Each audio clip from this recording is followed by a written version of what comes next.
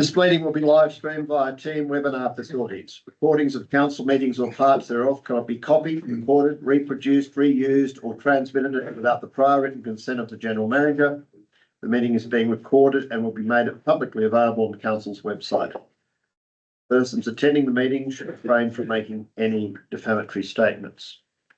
Council acknowledges that this meeting is being held on the traditional lands of the Wiradjuri, Gundungurra and Darug people, and respects the history and culture of the elders, both past and present. I ask everyone to be upstanding in prayer. Johnny Blush is going to deliver the prayer this evening. Thank you, Johnny. Thanks for having me. James Chiblet sends his apologies. He was to open the meeting in prayer this morning. Let me pray. This afternoon. Our Lord and God, we thank you for this wonderful place we live, Oberon, and this country of Australia. We thank you for the freedoms that we enjoy here. As we gather here this evening, we're particularly thankful for our freedoms in the political process. We thank you for this wonderful town, for its beauty, for the friendly and loving community that we enjoy each day, for all the opportunity that this town brings for all those who call it our home. Lord, we thank you for this beautiful rain that you've provided over the past days, and ask that you will continue to bless our farmers with more and bless them with a great spring and season. Lord, we bring before you each of our town's elected councillors this evening. Thank you for their commitment to serving our town and its people. Bless each one as they fulfil their commitment to this office. In your strength might they govern with honesty and integrity. We ask your blessing on this meeting this evening, the decision that will be made in the best interests of our town and its thriving, which is ultimately under your care. We give those here, Lord, present tonight, wisdom and discernment as they need to do all that needs to be done here. We ask all these things in the name of Jesus, our Saviour. Amen. Amen. Thank you very much, Johnny. Thanks for having me. Record of attendance. I note that all councils are present except for Councillor Robert leave of absence. Can I have someone to move that leave of absence be accepted? Thank you, Councillor Tucker. Second, Councillor Graham. All in favour? Declarations of interest. Councils, are there any declarations of interest? If there are, could you please state the reason for making the declaration and whether it's pecuniary, non-pecuniary and significant? Are there any declarations of interest? Yeah, item 9.2. Pecuniary. I'd like to speak on it and then I'll leave the room. Thank you, Councillor McCarthy. Any other declarations of interest? Not, we move to 6 presentations. There are no presentations. Item 7 is questions from the public. Public gallery is open to members of the community. This is the opportunity for the community to ask questions at the commencement of this council meeting. Members of the public wishing to address the council are permitted to do so, provided the following guidelines are adhered to. 1, the person asking the question at the council meeting must clearly state their name and in what capacity they are acting. 2, if the person asking the question is acting as another person or organisation's agent, they must advise council if they have their prior consent or authority. Questions from the public is an opportunity for debate with elected representatives or staff. Is an opportunity for me to ask a question in relation to an issue or put a point of view relating to an issue that may be causing interest or concern. Due to time constraints, a time frame of 3 minutes per speaker is allocated. All questions and comments must be directed through me as the Mayor. In the instance of a question, if it cannot be answered, it will be taken on notice and a response given within a reasonable period or will be provided at the next available council meeting. I reiterate that this is the only opportunity for a community member to address council during an ordinary meeting. Are there any questions? Robin? Good evening. It's Robin Wiseman, 20 Cunningham Street, Oberon. I am presenting to you, Mr. Mayor and councillors, a petition I put to the community. The use of CCTV facial recognition surveillance cameras in Oberon public places. 267 signed the petition against. Yes, Would you like to hand that up, please? Would like to Hand it to the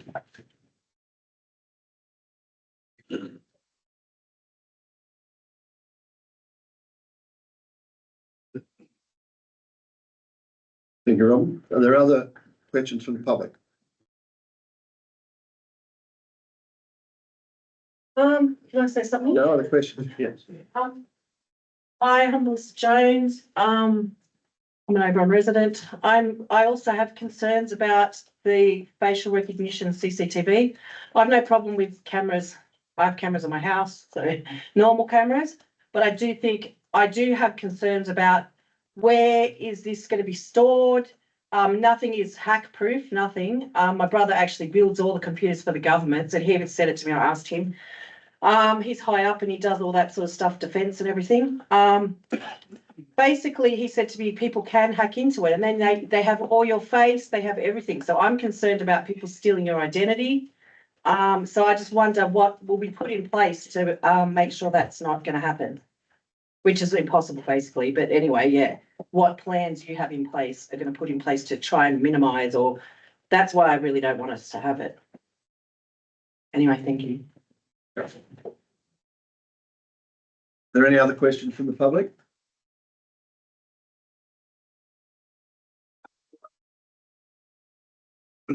If not, we move to item 8, confirmation of minutes. 8.1 is confirmation of the ordinary meeting of the 19th of August 2025. The recommendation, the minutes of the ordinary meeting held on 19th of August 2025 be confirmed.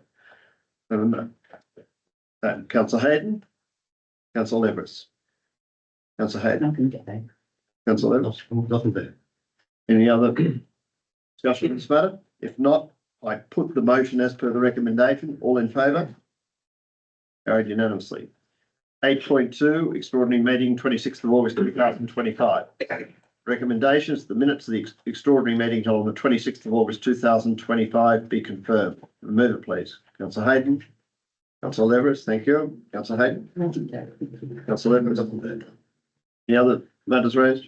If not, I put the motion as per the recommendation. All in favour? We go to item 9, mayoral minute and report. 9.1, the report item 9.01 is received as information. It's a recommendation. Have a mover, please. Councillor O'Connor, Councillor McCarthy. Thank you. Councillor O'Connor. Thank you, Mr Mayor. Got two regarding correspondence on the 28th of August. Warwick Midland, Yes. and the 20th of August, the federal grants program. But before you give us a summary of that, or a brief summary, I'd just like to compliment you on the fine work you've done with the joint motion that you've prepared. It's very, very thorough, and it should do a great deal of good work for us down there. Thank you. Thank you. If I go to the Warwick Giblin one first. So Warwick Giblin is attached to the University of New England, I believe, and he had been working, he had given some advice or has provided advice to other councils in renewables areas, and he sent us an email to say, offering his services as basically a lawyer and that with that expertise. That's who he was. The other one was, sorry, the 20th of August? Yeah, the Local Government Grant Commission. Scheduled payments on the 20th. Bags. Yeah. Uh, Right after work. oh, straight after, sorry. Yeah. Oh, okay, it's in the wrong date order. It is the 28th, I think, sorry. Apologies, that's an error there. That set out how they are intending to pay the payments over the 25-26 year. I can't remember, it was going to be paid from my memory quarterly. I can't give you the exact date, That's right. but that's basically what they're paying it quarterly. Okay, Right, so it was giving us a snapshot as to how they're intending to pay it. thank you. And was there another one? Sorry. That's it. Councillor McCarthy? Just with Warwick Giblings, is it pro bono or is just off on his? No, I Yes, don't understand it's pro bono. Okay, I didn't get that idea from the letter. just that when we had the amalgamation, we got pro bono from one lady All who right. was affected. She made her son do it. Thank you. If you'd like me to go back and ask. Yeah. But as he said, he'd acted for some council. I'm assuming he acted, didn't say act pro bono, so I certainly didn't read it that way. Any other Councillor Taco. Thank you, Mr. Mayor. Just one question, correspondence, 21st of August. Deputy Mayor Ben Fry providing a copy of mayoral minute from Bathurst Regional Council. I'm just curious as to what that was and whether that was something to do with renewable energy. It was the same one we sent out on the 19th.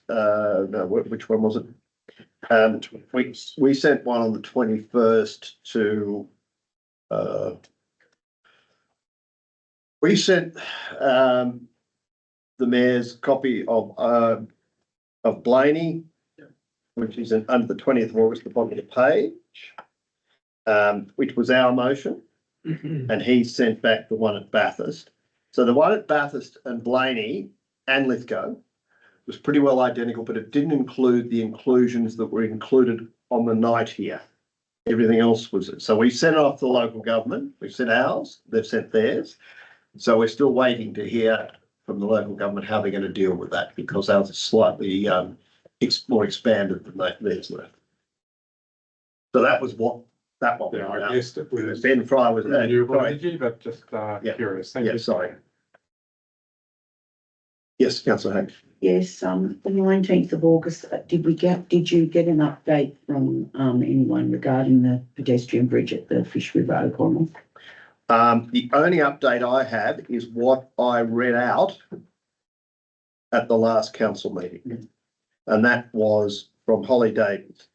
I understand that the general manager may have some information. Have you had a subsequent meeting with her? It's going to be. I knew there was something about a subsequent meeting, because as a result of the resolution we passed at the last meeting, Yeah. the general manager was going to speak, so I'll ask him to.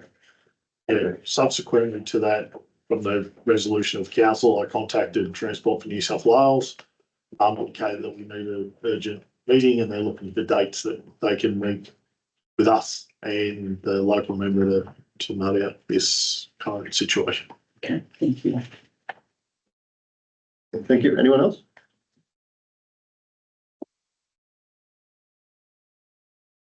If not, I put the motion as per the recommendation that report item 1901 has received information.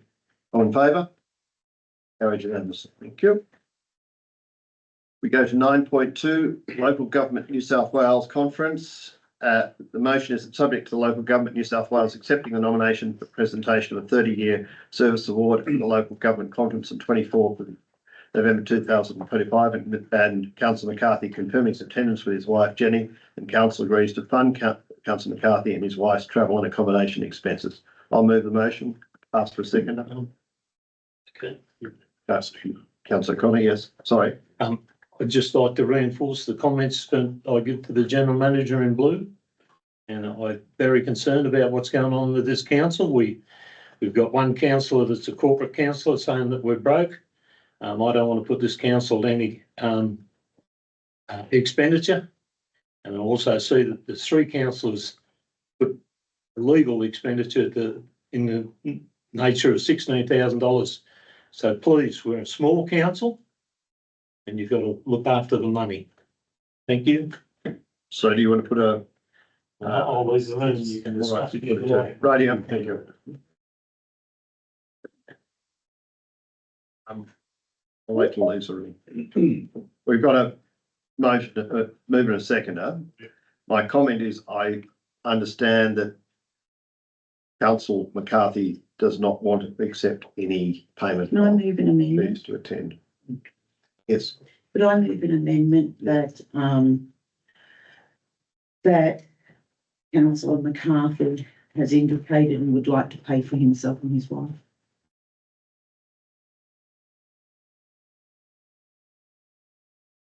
No, Promotion. no, That no action be taken. that no action be taken there. Okay, the problem we've got is that we have a resolution of August 2025, which is a bit unclear. So we need to make it clear one way or the other. I mean, we could add, and this is just talking aloud, could fund Councillor McCarthy's wife's travel and accommodation subject to councillor MacArthur agreeing to this. Or should he? But if he doesn't agree to it, well, we don't make the payment. Can we change the word agrees to offers? Yes, Yeah, you're happy with that? Who was the second of council? Colin? So where's the change? Third line. Yep. After Jenny, then council offers offers. vote. That's offer. If councillor McCarthy doesn't accept the That offer, simplifies it then, doesn't it? there's councillor Trimmer. Now if that's finished, councillor McCarthy just made two rather large statements that I wonder, could we get a bit of clarification? A corporate councillor and something about legal fees, and he is directed that at three councillors, so who would, Oh, I have no I don't think idea we what need he to means worry by about that. I do need to worry about that. I- That is, that's I'd like- information that's not clearly. I'd like clarification because it's on the table now. Yeah. It's also recorded, so. All right, well, we'll have to ask councillor McCarthy to come back in to clarify that. Just wait till the last. Yeah. Yeah, you get the one.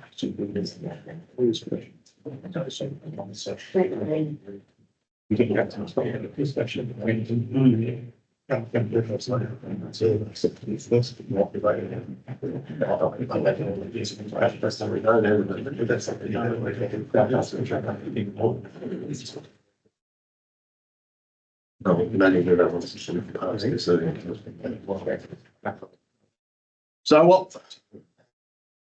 what I did think we'll deal with this, we'll ask councillor McCarthy to come back in.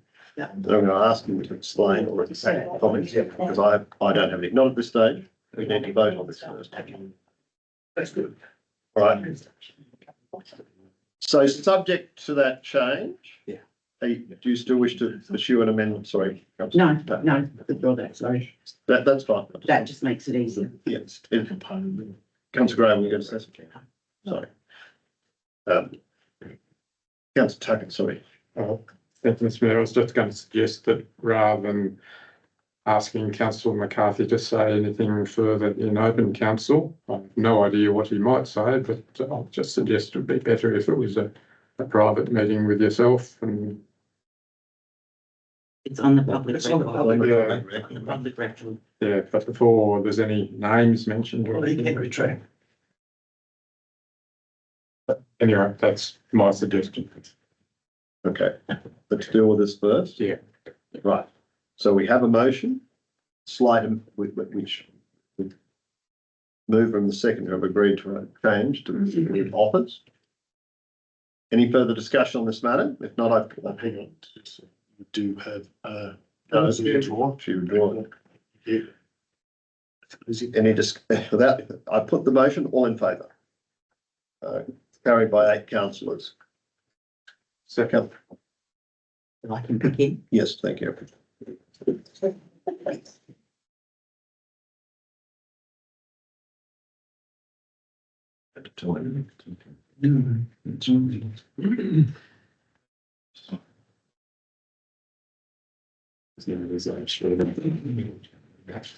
Yes.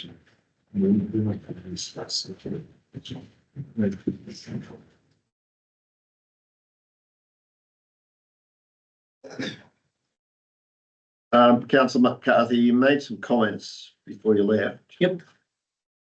I think you referenced figures that have been disclosed in confidential, so I have to, at part of a meeting previously, I'd ask you to retract those. Oh, whatever you want. No, I need you to specifically say I retract those comments. Well, I think those legal documents will come out at the end of the year, don't they? That money?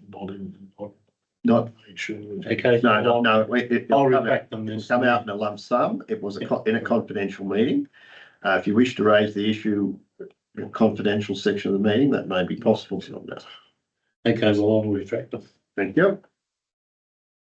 Move to item 10, notice of motion. So motion is that all council committees, steering committees and working party meetings be recorded, including closed items, and that recordings and minutes be made available to all councillors. 2, that the general manager implement this immediately. Councillor Hayden moving it, second it. Councillor Everest, thank you. Yes, thank you. I put this motion forward because this is just a part of good governance and protects everyone. Recording all our meetings, including working party and steering committees, gives us an accurate record. It reduces disputes about who said what and helps stamp out poor behaviour. The general manager notes at the bottom that the new code of meeting practice will include recording provisions by the 31st of December, but nothing stops us now implementing this so all councillors have equal access to the facts. That's all I have to say. Thank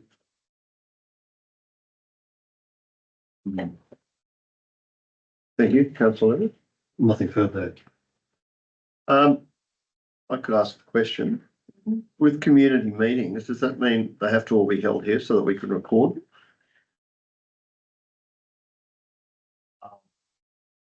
Well, I'm asking you, General Manager, or Through the chair, we only have that provision in this area to do that, if that was the case.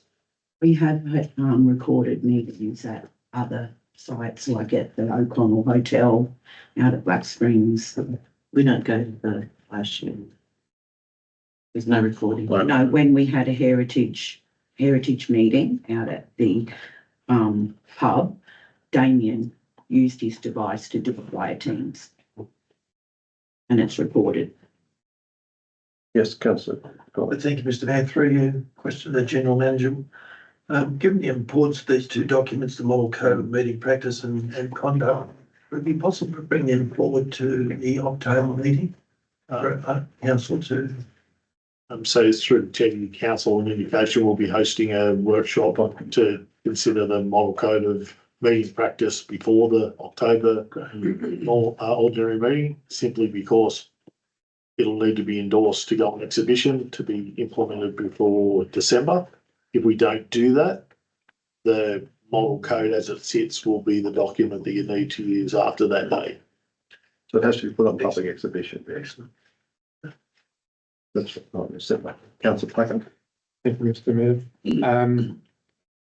When we have committee meetings and working party meetings and then recommendations and reports come back to council, and yeah, I agree that it's important that all councillors who were not at the original meeting need to be able to hear all the arguments that were made at the original committee meeting or working party meeting. So I don't have any problem with recording it to enable all councillors to hear exactly what was discussed, noting that it's possible we might change how that works a bit once we discuss the code of meeting practice, but I've got no problem with doing it, and I've got no problem with implementing it immediately, subject to noting that it might change slightly. That was all. Thank you, Mr. Mayor. Thank you. So we're also including our agenda. We entitled to record confidential closed items? Through the chair, the confidential items are confidential to the 9 councillors that sit around the table. Right. So as long as they're not disclosed publicly, there is no reason to say that you couldn't record them for council's information. Yeah. Councillor Grover. Thank you, Mr. Mayor. Doesn't the new model code of meeting practice say that you record meetings and that when it's all councillors? But some of our working parties have other people in them, community members, and so I'm not sure that that's as appropriate. We're wanting community members to come and join in with these things. I don't think they're really thinking that they're going to be recorded, whatever they say. I know, say, community services, it's really only 2 councillors on it. The rest are all community members. I think some of them would probably be quite put off if they were being recorded every time they came. I think it would lessen the value of the discussion. Anyone else before I give you the right reply? Yeah. Yes, Councillor Phillips. Based on the discussion around the table, can I propose an amendment Yes, that we defer and include with the review and implementation of the new model code of meeting practice? Do it all together at one time and ensure that we're meeting the standards of the model code of meeting practice, not just jumping in and doing something. We can just do it in a workshop within the next 4 weeks. So mine would be council defer and include with the review and implementation of the new model code of meeting practice. have a seconder? Councillor Graham? Councillor Graham? Oh, have you got anything further to say? Sorry, I'll let, yeah. No, I think that covers my concerns. Any further discussion on the amendment? We're talking about the amendment. Yes, Councillor. Yes, I'll speak against the amendment after intensive research and not wanting to not do in-depth research. I feel that this is necessary to implement this as soon as possible. It also protects councillors and staff. I've noticed with meetings, staff time should be devoted to delivering work and briefing councillors for our governing roles, not spent rehashing past meetings, gossip or bullying or anything that may occur in meetings. A secure recording available to all councillors ends unproductive cycles, and I can't accept a deferral. I believe that we need to deal with this now up front. Yep. You want to be on the amendment? Against the amendment? If not, I put the amendment. All in favour? The amendment. Councillor Trembath, O'Connor, McKibben, Graham. And we've got Councillors Leveris, Hayden, McCarthy, and Tucker.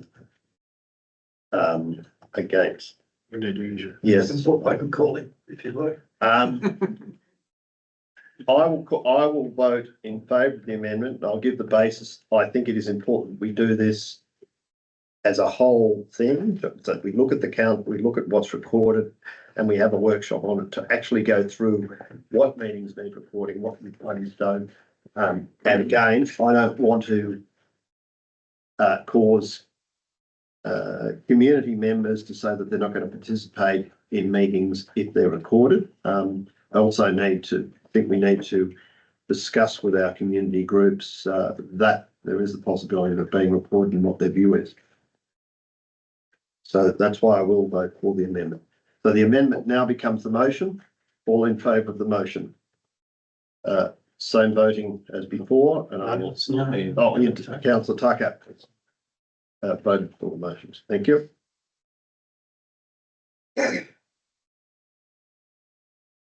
Move to 10.2. Council and mayoral fees and associated expenditure. Motion is that council, 1, be provided with appropriate council and mayoral fees and associated expenditure report for each council for the 2024 and 25 years, including but not limited to council or allowance, council travel allowance received, other allowances, expense reimbursements received. 2, be provided with appropriate reports in the quarterly financial reports. And 3, for transparency, financial control and community confidence, the above reports be given the highest priority. Do I have a mover? Councillor O'Connor, seconder. Councillor Trembath. Councillor O'Connor. Thanks, Mr. Mayor, and thank you, General Manager, for making those comments. And subject to those comments, I have made some amendments, and I'm not sure how to deal with that, whether I do that now or do it later. Can you give me some instruction there? But you can, if it's your motion, I can do that. yes, Okay. as long as you've got your seconder that's agreeing to them. So this is somewhat a simple exercise, but also a very important exercise for transparency and for community confidence. We have talked about it for some 7 or 8 months now. So the gist of what we're trying to achieve here, and going back to Gary's comments, is firstly to get a breakdown of councillors' expenses allowances, etc. for each councillor in the 2025 and the 2024 financial reports. You need to do that because you've got a comparative figure. So that would be in the financial reports, which when we received them last meeting, they weren't in there, so we need to include them in there. So that's the first part of it. And the second is in regard to Gary's comment there. We have got a policy 1103 that specifically just says every 6 months we'll get a report, a similar report. So one, we're doing an end of year report where we get to see the breakdown. It goes to the auditors. It's a very simple process for Matt, I would think. I heard Matt nods his head. The figures are all there, so it just needs knocking out. And then the other one is just 6 monthly. So I have amended this, and the amendment is, the motion is, it says be provided for inclusion the 25 audited financial statements, details of councillor and mayoral fees and associated expenditure report for each council, and as a total for all councillors, including but not limited to Sorry, council. is this being given to Sharon? Is she? It has been, yes. Thank you. But not limited to council allowance, councillors allowances. And then point 2, in accordance with policy 1103, a detailed report on the provision of expenditure provided to councillors be tabled at the council meeting every 6 months. This report also being published on the council website. Point 2 is in the policy. And then third point is for transparency, financial control and community confidence. The above reports be given the highest priority. So that, I guess the most important thing at the moment is that it gets included in the audited financial statements. Thank you. Councillor Trembath? Yeah, I fully support councillor O'Connor's motion, and it's just about transparency and giving confidence to our community of what's actually being spent by councillors.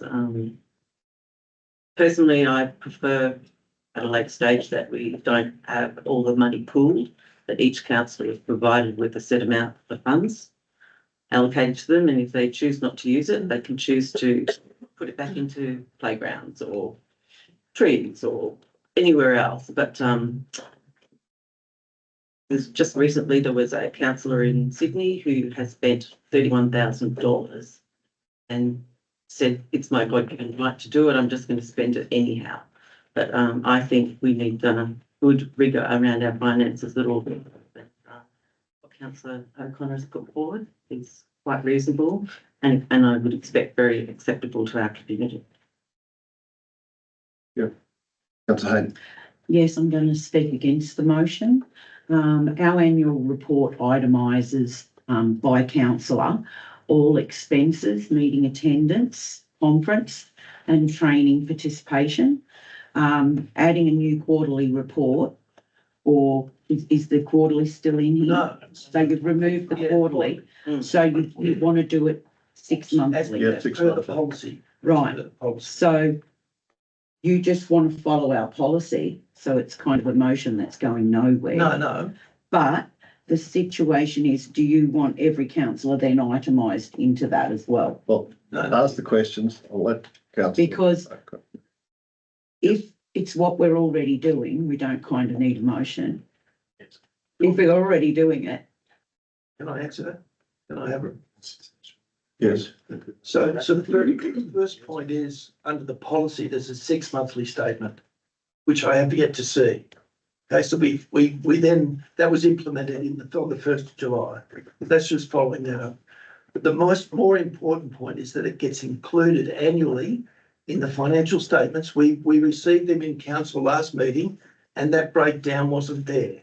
So that gets included in our financial, the total amount was in the financial statements, which had gone up 16% for 24 and 25% for so 25. the total amount So was if you let me already. speak, so the total amount was in the last report, but we get a breakdown by councillor. And what we're trying to do is provide some confidence in the community. There was an article in the Fin Review today where one councillor alone spent over $100,000. So rather than our community having a lack of confidence from reading a newspaper article, it's there in the audited financial statements. So I'll just ask, Can I finish? can I ask just the Director of Corporate Services, just to give us an outline of what is going to be included or what is not going to be included under 1103 and in our annual financial statements and in our annual report. Through the chair, Yes, yep. so through the chair, councillor expenses by breakdown, we have that data at the moment. It's going through an audit as we speak. A lot of this depends on the nature of claims. We're still receiving claims from the last financial year now, which makes those tricky. In the audited financial statements, note F12, as Councillor O'Connor mentioned, that you will see the aggregated councillor fees provided there. That format is dictated by the audit office in regards to they want the aggregate of the financial, the councillor fees and expenditure. So if council was to do this, we would need to work with the audit office on a special note that would be in F12, but also to be mindful that the financial statements do need to form part of the annual report, and part of the regulations of the annual report are to provide, there's a lot of regulations there, but to provide an itemised breakdown of all the individual accountable expenses and everything throughout the year. And that is meant to sit with the training and professional development report for all councillors. So we are working that with the intention to bring that back next meeting in October. So the information is coming in October. It would just be, as it currently sits, a discussion with the audit office. Would they accept that particular note in the financials? But they will be where they're meant to be in the annual report that you'll see in October. Can I finish with mine? Yes. Because I was Yes, speaking Councillor to Hayden. that before I had to go into the question. I do not support the motion for the simple reason that we are following Office of Local Government guidelines. So with what Matt has just explained about the 6 monthly and the finances that are already being added as part of the audit, just as a whole amount, the individual breakdown is always given in the annual report, and I'm quite happy with that. I don't want to think that this is singling out colleagues, because that's what it comes across as a little bit. But I do believe that how it is currently operating is sufficient, and if Office of Local Government require a whole substantial amount that goes through for audit, I don't believe we should be the ones questioning and changing how they want things done.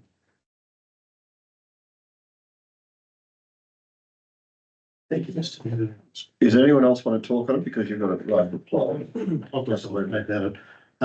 I hope this motion, while addressing the language of accountability, isn't weaponising transparency for the purpose of political point scoring by vilifying colleagues who are, by any fair measure, arguably amongst the most sort of active and engaged representatives of our community.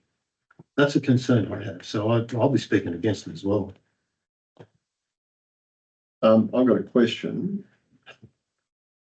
It's not only financial benefits that can drive here. Some councils can decide to take a computer. Some councils can decide not to take a computer. There's all sorts of other variables that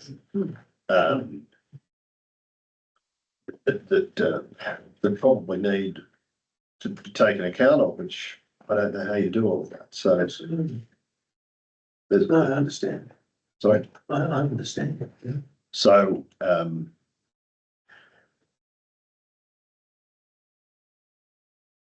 Katie? Sorry, Deputy Mayor? Thank you, Mr. Mayor. I think the motion shouldn't stop councillors putting in their claims. It's not to say that you shouldn't do it. It's just to say, keeping a track of it, really, more than anything. Wouldn't like to see people condemned because they're claiming their expenses. I mean, some people have lots of expenses and others don't really have any. It doesn't actually matter. It shouldn't be a comparison thing. It's what you need to do your job. Well, exactly. And it'll differ amongst all of us. And I probably live the furthest away, so my travel expense will probably be the highest. And that this motion shouldn't stop you doing that. I don't think. Anyone else? Sorry for the right reply. Councillor McCarthy. Yeah, thank you, Mr. Mayor. Your expertise might be required here.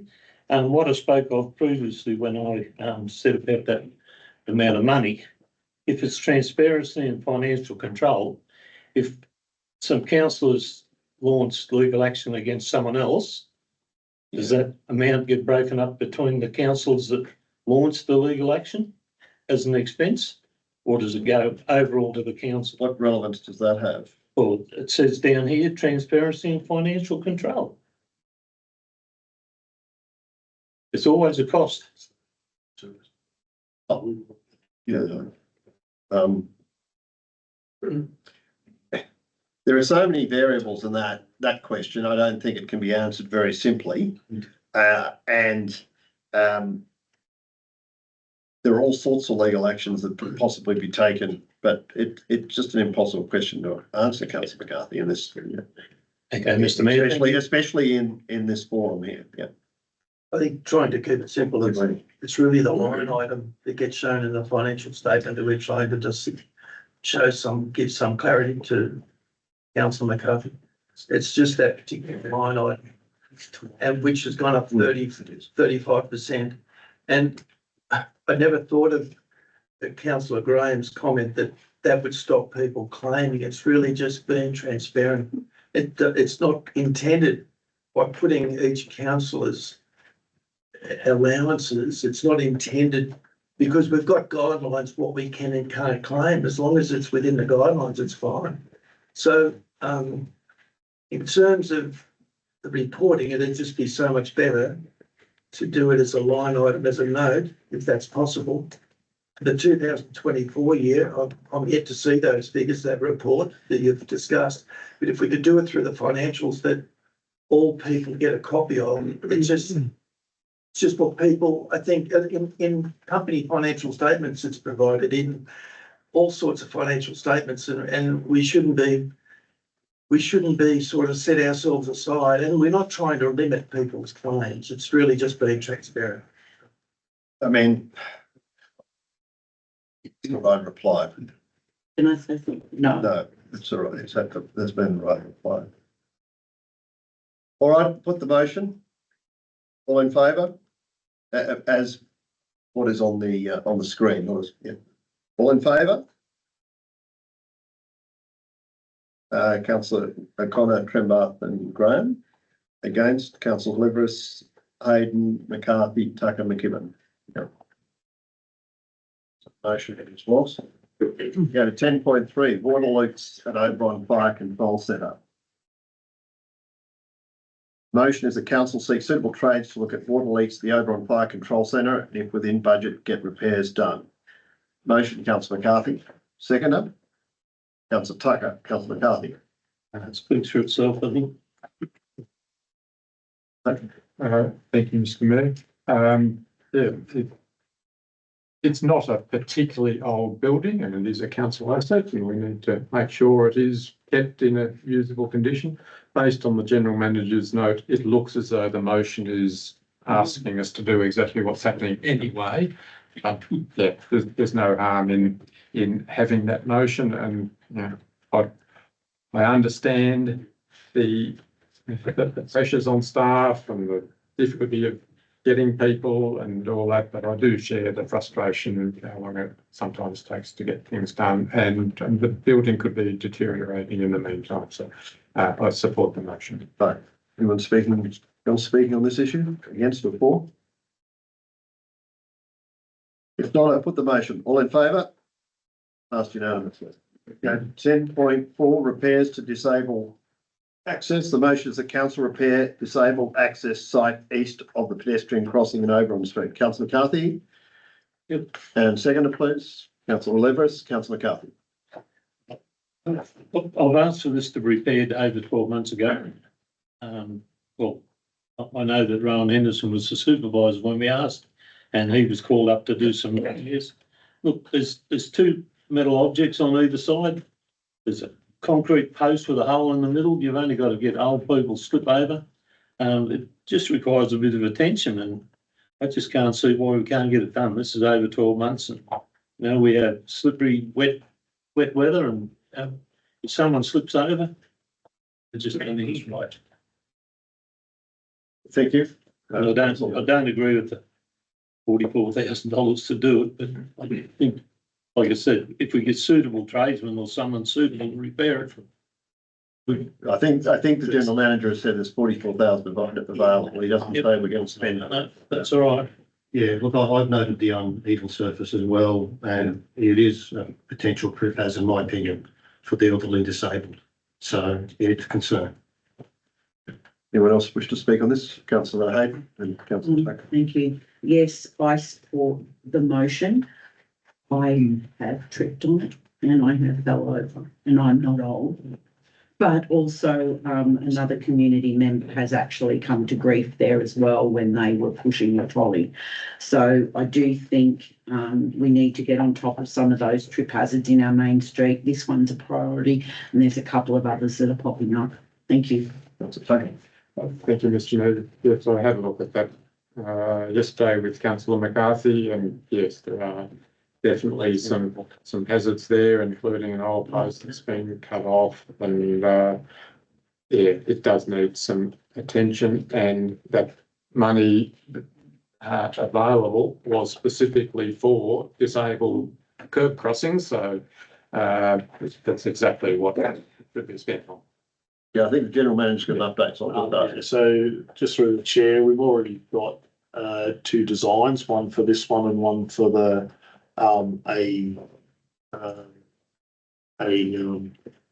addition at near the chemist. So we're trying to work those two together. So there's a bit of a value for that construction project. In saying that, we just need to note that if during that time where they're being corrected, there's going to be some inconvenience around disabled access or those parking areas for I think that printed amount of time. that goes without saying. You can't do the work without It it. does, but I like to say it anyway, Mr. Mayor. All right, any other discussion on this matter? If not, I put the motion. All in favour? Passed unanimously. Thank you. Go to item 11. Mr. Mayor, any chance of bringing 13.5 forward?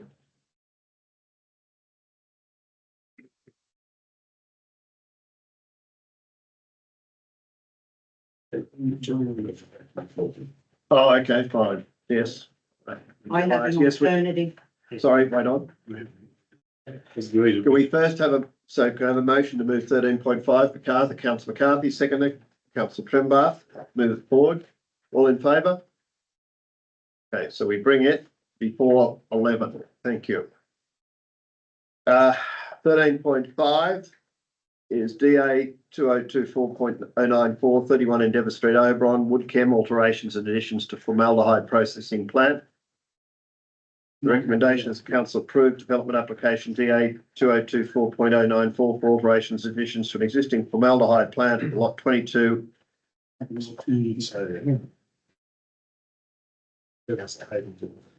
Right, consider this an alternative before we go. All right, you've put an alternative, put the alternative up. If Sharon could please bring it up on the screen. I have sent it through previously. Wait till that pops up. You want me to wait? Yeah, you'll need a seconder. Have you got a seconder? Let's say here. He hasn't seen it. Just adding an extra condition, extra point. So it's Councillor Hayden, can you? And you proposing, you've got a second?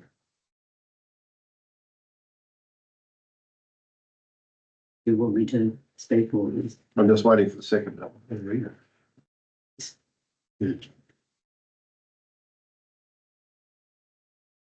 people just reading, sorry. Just through the chair, the alternate motion is to add a condition. It's just adding a condition, yeah.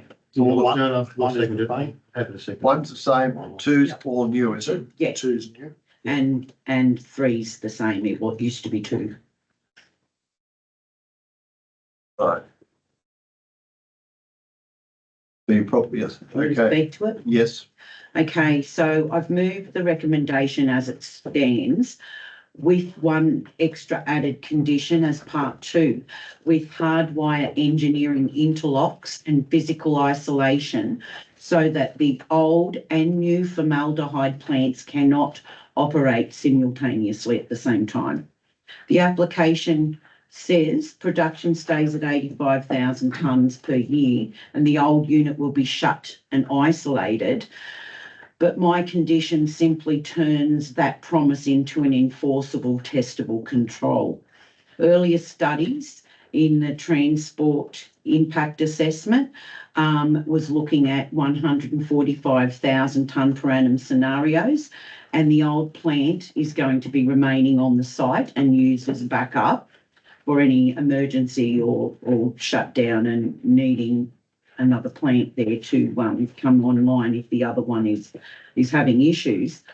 But it's prudent to design out any chance of dual running now and in the future. And the risk study shows an industrial boundary risk target isn't fully contained, so stronger assurance is reasonable. And if one plant only is already the intent, there's no burden improving it before commissioning, and our community gets a clear, verifiable safety. So that's why. Seconder? I mean, I had similar concerns when I actually read it, whether or not they were going to utilise it at some stage in the future. So this is just a way of doubling your capacity.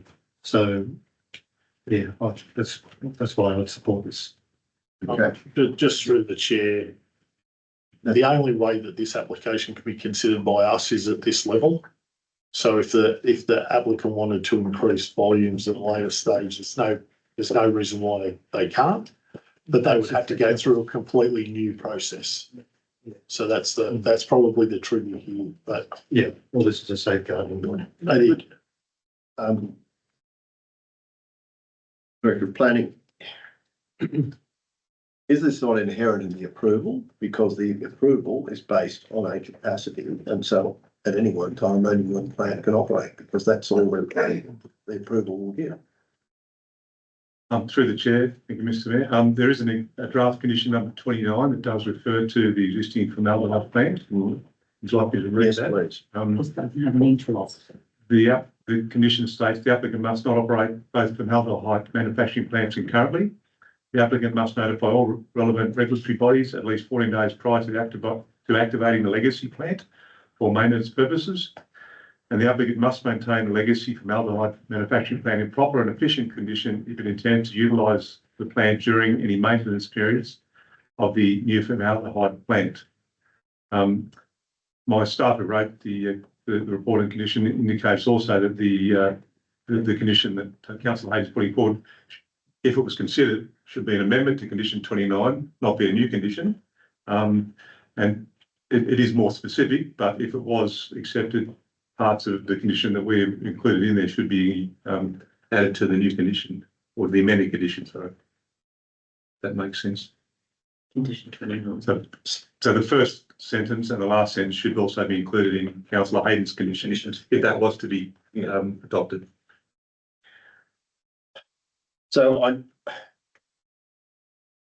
in your opinion, are the issues raised by Councillor Hayden sufficiently covered by 29? You said that they in general are, but maybe not as quite as specific. Is that what you're saying, Director? Through the chair, Councillor Hayden's condition is more specific, but I believe they're covered by the condition that's already included in draft. Through the chair, and the requirement for the proponent to provide council an annual report each year, which is not currently the case. So we've added that condition in, and the proponent has agreed to that as well. Okay, so I'll foreshadow going back to the written recommendation as a motion. This sort of motion not passed. Because I believe that condition 29 sufficiently covers the generality of what Councillor Hayes referred to. Yes, Councillor. Just got a very minor, a small amendment, if it gets to that stage. To this or to? On the original. Okay, well, we're not at that yet, we're still discussing. I can't push that now. I foreshadowed, that's, yeah. All right, any further discussion? You right reply, sorry. Yeah, look, I understand and I've read very thoroughly through all of the reports. And that was one of my major concerns was there was no interlock feature. One of the priorities in mine is to actually add flanges, valves and an interlock feature to stop both plants working together. That's the priority. So that in section 29 there is nothing to state that there will be shut-offs, valves, flanges and to stop any continual flow through both running together. So this was just a way to make sure that that is implemented. Because I do note what is in there in the 14-day cold start and whatever in 29, but having that legacy plant on site.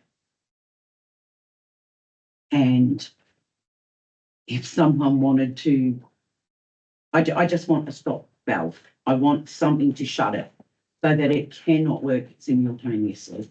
And that is my priority. And it's a safety concern.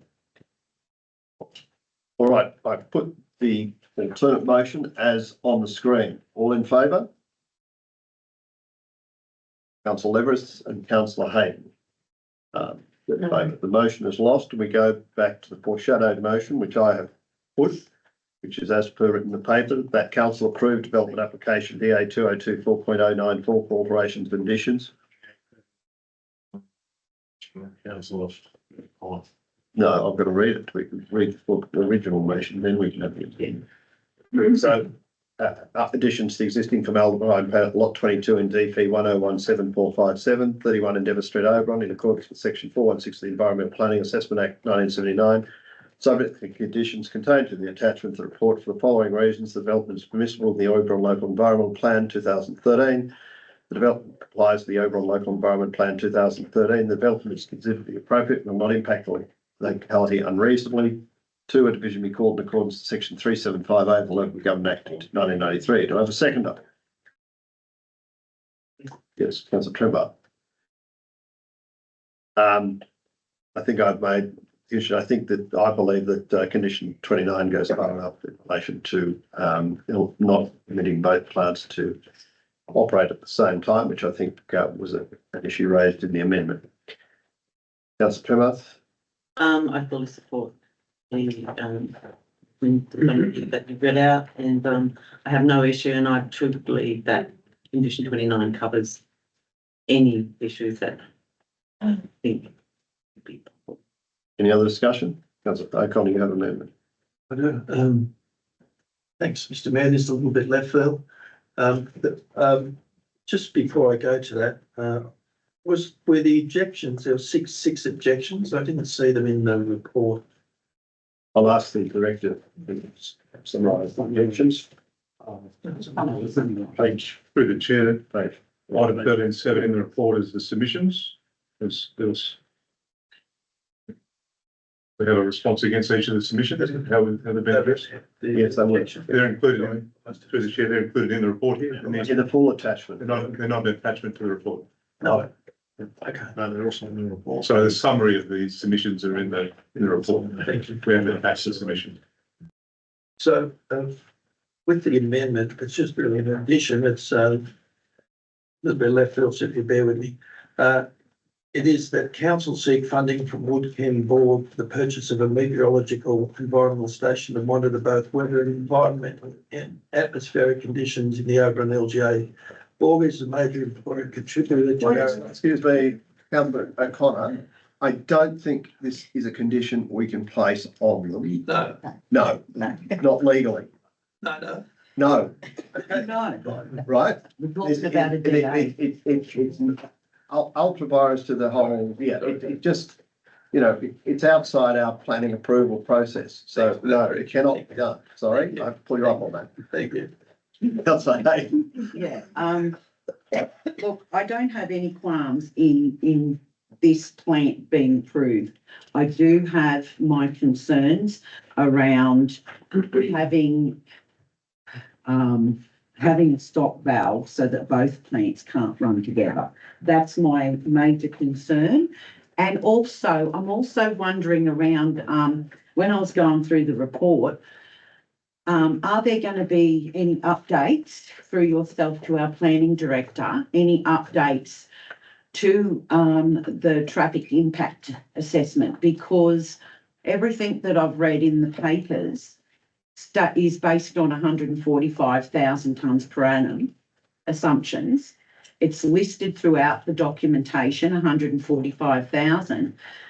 Was there or will there be a new traffic impact assessment done? Because it wasn't included in our documentation where it was referencing Appendix C. Appendix C is a blank piece of paper that was in our business papers. So if they are going to just be bringing in the 85,000 tonne per annum with the methanol and everything coming in, a new traffic impact assessment would have to be done relating to the specific tonnes per annum. Is that going to be done? Director, as it's, I assume it's the same capacity, there's no increase, that we don't have to do another traffic report, is that correct? When I was investigating, apparently they do. Through the chair, that's correct. There was a traffic impact assessment submitted as part of the new DA for the alternatives. And that was considered as part of the assessment. Yeah. So there was one done in relation to the 85,000, correct, basically. It was updated from the Previous 45,000. correct. Yes. So when in our business papers it stated that we had to refer to Appendix C in our papers is blank. So we didn't have any of that to refer to. It's just the previous through the business papers that's in there. When you get to Appendix C, it's blank page. Through the chair, so I'm not sure where Appendix C you're referencing in the addenda. In the agenda, in the full agenda, not in the printed documents you have in front of you probably. It's one of the. It's page 337. Yeah. I think that's I have to look at it online. Yeah, 337. Director, So Appendix C, traffic assessment, blank. so you. Page 38 of the documentation, page 337 and 426. It says they're all blank.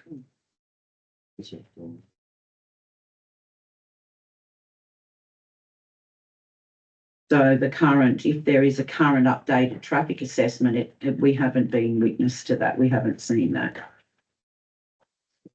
So I've been referencing the 145. And if there is need for a new one, then a new one will have to be done, or is it done, as you've stated? The director has said it has been done. Simply because there's no change to the volumes, there's no need to. So there was, and there, as the volume of the traffic assessment will be the same as when the original plan was put forward. They do this. Director, is that right? Through the chair, that's correct, yes. So as no change, it's gone back to 85,000. The existing traffic management plan would apply, which was when the original plan was put in place. Am I correct, Director? Yeah. All right. I put the motion, which as listed on the board. All in favour? Carried. Sorry, who was against? Sorry. No one. No one against. Okay, fine. Carried unanimously. Thank you. We go back to 11. Council of Delegates Report, 11.1 Country Mayors Association meeting. The recommendation that council receive and that delegates report 7th, 8th August 2025 Country Mayors Association meeting. Can I move it, please? Councillor Graham, thank you. Seconder? I'll second it. Thank you, Councillor Graham. Thank you, Mr. Chairman. Yes, all the information's there. I'll just add that it's always an interesting meeting. But this one, particularly when you have the minister and the shadow minister using the same statistics but coming up with a different story. I always find that quite entertaining. Absolutely. And it's not in here, but there was a workshop also the day before. And that was very informative as well, particularly informative, Waste. the waste and, the waste thing was very interested. Leaf, the government understands that all councils are having difficulties with waste. They also understand the issue, so they are looking at, working with, and I think, if I'm right, and I only did glance at today, I think the state government has announced further funding to assist councils with transferring to recycling. Was it 130 million I saw today? I might be incorrect, but I saw something recently.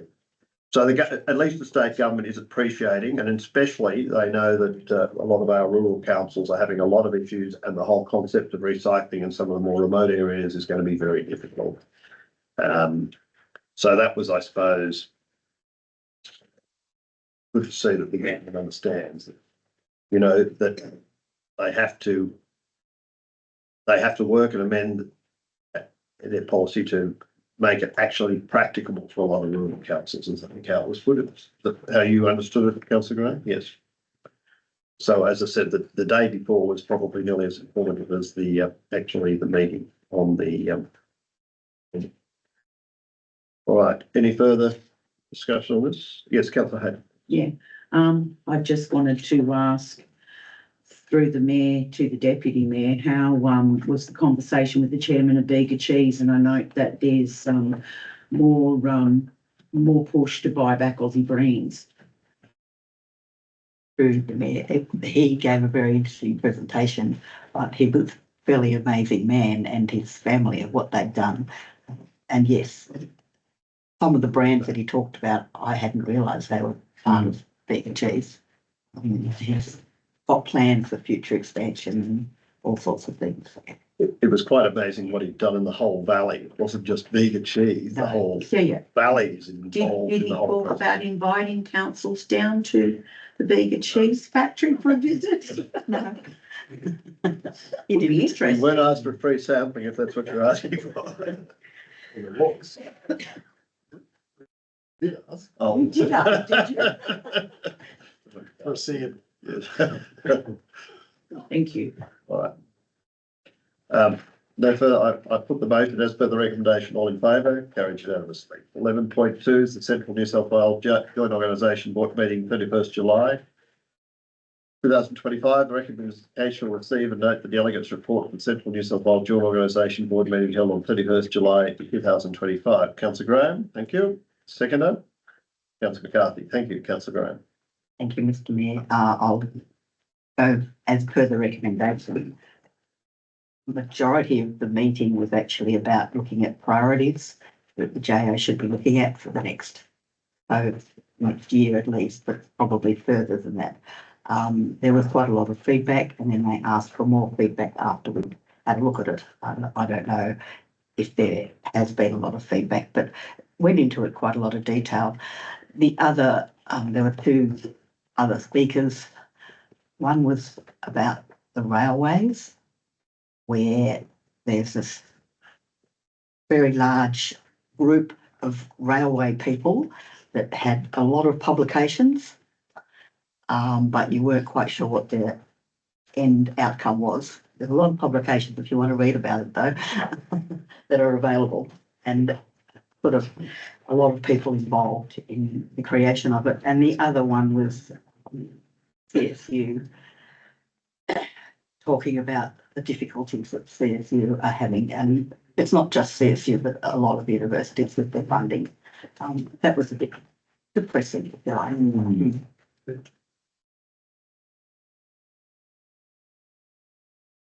Thank The you. rest is there for you to read. Thank you. Councillor McCarthy. A pretty straightforward report, Mr. Mayor, thank you, but I take on board after doing a bit of research with CSU, where they had one lecturer teaching one student. It's got to be looked at. Councillor Hayden. Yeah, thank you for the report. I noticed in the strategic regional priorities, after we attended that that earlier JO session, we had telecommunications up a bit higher than it is. It's currently just sitting in the middle now at number 4. I was hoping it'd be like a 2, and regional transport planning might have been a 1, but I suppose they do have to get the reputation and strength in collaboration up there, but I'd like to see some more from them up there instead of that. All good. Well, I don't think it was a prioritised order, was it, Councillor Graham? I'm just looking at the priority 1, priority 2, priority 3 here, that is just there. They're not ranked. They're not, they don't do it. It's just 7 priorities. 7 priorities, so they haven't put them in order. No. All right, they're all important. Well, they shouldn't do that because it stress my brain. Should be bullet pointed. Okay. Any further discussion? If not, I put the motion for the recommendation. All in favour? Carried unanimously, 11.2. Go to 12, committee reports. 4.1, local traffic committee meeting, 31st July 2025. I have a slightly different motion. Yes, May. alternate motion. Yes, Councillor Tucker. Thank you, Mr Mayor. It's the same as the existing numbers 1, 2 and 3, but adding a number 4. The number 4 is the same as part 2 of the recommendation, which appears at the top of page 82. So number 4 would say a review of the site distances at all intersections on Albion Street be undertaken.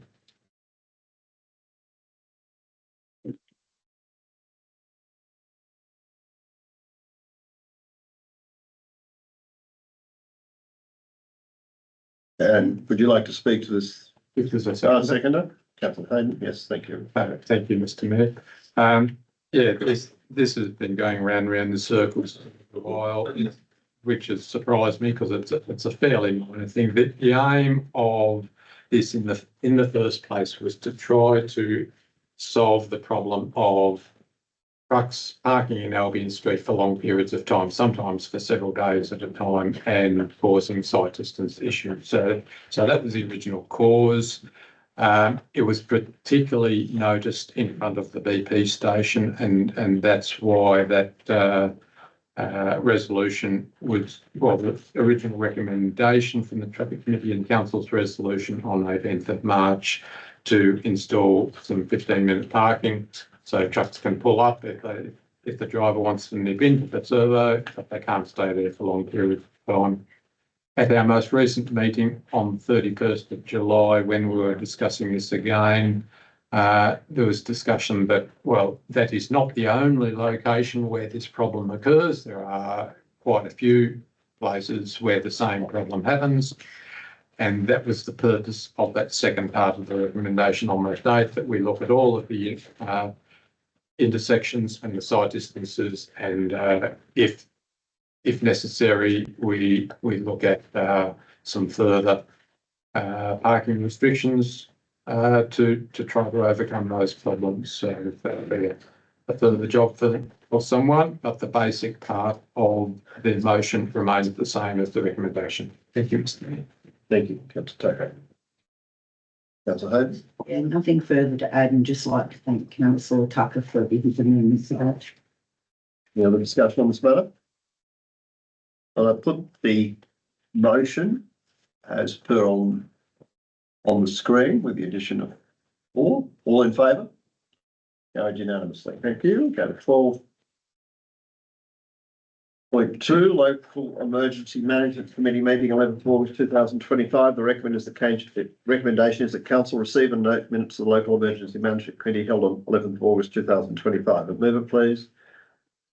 Councillor Tucker, thank you. Councillor McCarthy, is that you putting your hand in the air? Thank you. Councillor Tucker. Thank you, Mr Mayor. I have no comments or questions. Happy with the report on the minutes. Thank you. McCarthy. Mr Mayor. Any other discussion? Not, I'll put the motion as per the recommendation. All in favour? Thank you. At 12.3, Oberon Sports Facilities Committee meeting, 13th of August 2025. Recommendation is that 1, Council receive and note the minutes of the Oberon Sports Facilities Committee held on 13th of August 2025. 2, Raylene Corby and David Percy be appointed to the Oberon Sports Facilities Committee on behalf of the Oberon United Football Club. 3, Kylie Provis be appointed to the Oberon Sports Facilities Committee on behalf of the Oberon Tennis Club. 4, a draft policy be developed for signage at the Oberon Sports Complex. Have a motion, please. Councillor Leveris, seconder, please. Councillor McCarthy, Councillor Leveris. I've never heard of a pump track until that meeting. So that was something that was really interesting and actually surprised me on the popularity of it as well. Then I went and had a look at what Lithgow did with their pump track and I was blown away. So I reckon it's a damn good idea. Thank you. Councillor McCarthy, Pretty straightforward. any other discussion on this? Councillor Hayden?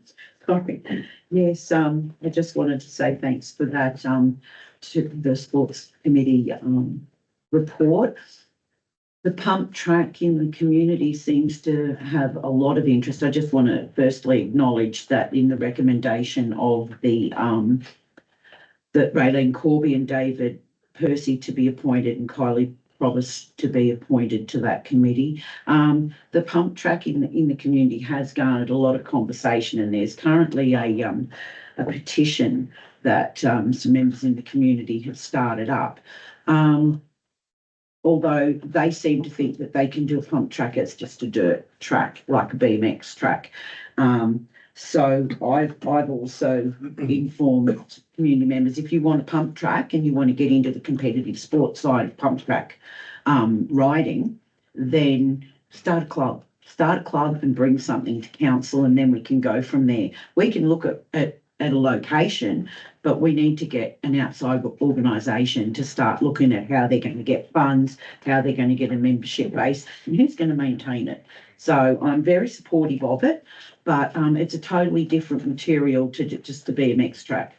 They're pretty hard work to get around too, if you've tried one. But I do support that, and interesting to note about touch football and the interest coming back into that. So thank you. Councillor, any other discussion? If not, I put the motion as per the recommendation. All in favour? Carried unanimously. We go to 12.4, Community Services Committee, 21st of August 2025. The recommendation is the council receive and note the minutes of the Community Services Committee held on 21st of August 2025. Can I have a motion? Councillor Graham, thank you. Second, Councillor Hayden, thank you. Councillor Thank you, Mr Mayor. I'll just give a brief update. The Community Services Expo was very successful. Lots of people there, and the stall holders looked upon it as a networking opportunity, which was very good for them as well. The Christmas event planning, the working party for that has meant with lots of ideas. So that was very good. And there's another one shortly. Thank you. Councillor Hayden. Yes, thank you for the report, and being a member of the Community Services Committee and part of that Christmas working group, it's going to be very exciting towards the end of the year. And Let's Hope all kicks off and goes beautifully, and Oberon's going to be lit up like no tomorrow. So any of those people that want to go and look at a Christmas town in the Blue Mountains, get to Oberon, because this is going to be a tourism minefield to come down and look at our Christmas events. Thank you. Councillor Hayden. Any other discussion on this item? If not, I put the motion as per the recommendation. All in favour? Carried unanimously. Thanks. Okay, Councillor McCarthy, you in favour? Yeah, sorry, I didn't see that. 12.5, Black Springs Community Hall Committee. You have an amendment or an alternate motion? Yes. I've sent it to Sharon.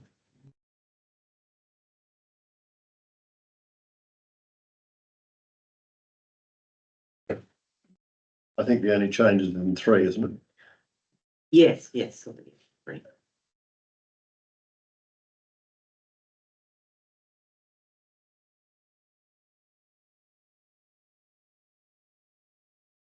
That's not it. That's right. No, that's the That's the original one. How about that? Okay, so I have changed 3 to endorse the following committee recommendations and directors' comments regarding scope and oversight of grant applications. And I just did this on the basis of corporate directors' note. So Michelle Swan of Black Springs Community Association has delegation to apply for any grants that will be beneficial to the community of Black Springs and the broader community. So I took out how she sees fit, that will be beneficial to the whole. B, confirms any grants with the corporate services director remains as is. And C, that the corporate services director bring back to the October 25 council meeting a report on how community grants groups apply for grants with developers that involve council assets. And the reason I did that is that we're entering new territory with all developers should be treated equally and not allowed to enter via the back door under the guise of social license. Grants should not be applied for council assets, such as the Black Springs Community Board, Hazel Grove, or even the Heritage Committee. Right, do you have a second or first? Foreshadow, please. Do The you have a original. seconder? Councillor Connor, right, continue. Yeah, sorry. And this report should include all 355 committees and how we manage grants in dealings with renewable energy developers. And this really sort of got my interest. At the last meeting with the Pines, we are on record with councillors discussing money for a sewage treatment plant and affordable housing with a developer. This would never happen with any other developer unless a DA has actually been issued. We do not enter into these sort of discussions at all. And I would like to ensure we do not cross the line, as public perception could be that this council could be influenced by a developer and must do not enter into grant applications for council assets. It's not any other grant application. If they want to get books, if they want to get school uniforms, sporting uniforms, it's got nothing to do with this. Any community group can do that. I'm just saying that we are now crossing the line when a grant application is sent out for perhaps something within the Black Springs Hall, and that's a council asset. And that is not acceptable. A developer can't come to town and say, I'm going to build you a new pool or I'll build you something because they want to get an application over the line and call it social license. So that was the reasoning behind it. It's only a minor change, but it's a protection for council that when we do get to the table to negotiate, we don't actually have any outside influences with regards to grants for our assets. What's your concern? And that's it. Councillor Connor? Thanks, Mr Mayor. I actually hadn't turned my mind to this until Councillor Trembath just raised it then, and suddenly I think, yeah, it's really an area that we have to be very, very mindful of and treat them as any other developer. So we're not saying, as Councillor Trembath said, if they provide funds to community organisations for certain, consumables, fine. But when they're dealing with council assets, that's a whole different kettle of fish. And it enters a realm of influence and lack of transparency. So we have to just treat them as other developers are. Thank you. Councillor Hayden? Yes, I've mentioned I've foreshadowed the original, please. I'll be speaking against this amendment. Being the chair of the Hall Committee, of course, I had to sit through a very difficult situation in the last Hall meeting with one of our council delegates who is also a member of Open Against Wind Towers, of course. And when one of the conversations had progressed, that councillor became quite disruptive and it made it very difficult. When we were discussing Michelle applying for grants, and that was only under BSCA type lingo. It doesn't matter where people apply for grants. If a grant is out there in the community, that should be it. We shouldn't be using council to try and say, no, you can't apply for a grant, community associations, etc., that benefit the community. I don't understand why you're even bringing that up, why the Councillor Trembath is bringing that up. I don't support the motion. I support the original recommendation that I, as the chair, was going to move with changes to the endorsement. But no, this is just like blind and someone jumping in to just cause an uproar. Sorry. I've got a couple of questions though.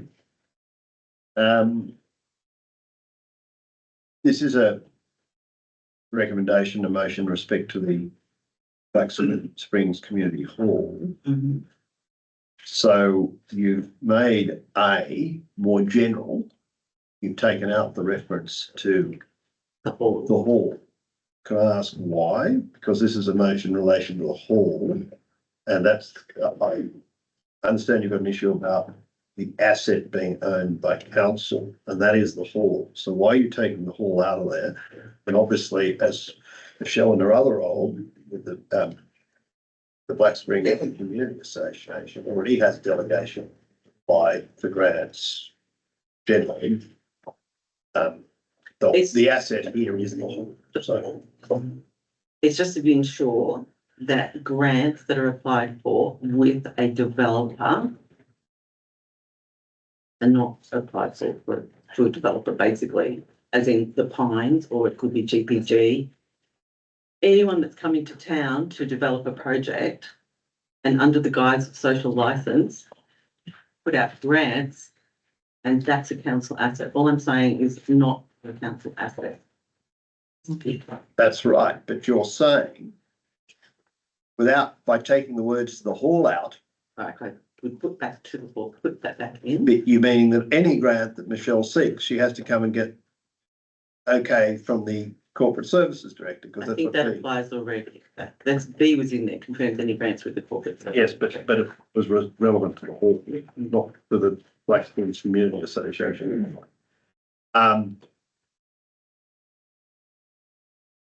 And should not C be a standalone for, if that's what you're suggesting? It should actually, yes. Because I'm not understanding why it's tagged on into 3. That's right. I'm just trying to, You make I'm not that- saying I agree or disagree No. with this, but I'm just saying I'm hearing for you. clarity, I'm having some difficulties. I think 4, it should be a 4, and we need to have oversight for council assets and grant applications, and that applies to it. It doesn't have to be in this one. I can put it forward in another time if we just want to leave it as the Black Springs Hall Committee. Very important question on that. What happens if there's already grants and there's structures in place? Do we have to go and dig them all up? I don't believe so. I wasn't, I was actually going forward. I know things have happened and I'm not even going to go back. It's just about going forward and being very clear that we do not, as a council, take grant funds for council assets. And as I said, the last meeting with the Pines, which is on record and recorded, there was discussions around maybe you could contribute to our sewage treatment plant or our affordable housing. And I found that crossing the line, and it has to be stamped out now that any developer is treated exactly the same. Well, there's also a timing aspect. Yeah. That's about it. It seems to me that now it's number 4, needs to be a separate motion to Yes. cover everything rather than just in the. I tried that, I can put it forward as a separate. Yeah. I think it needs to be because it's covering everything. I can do that separately.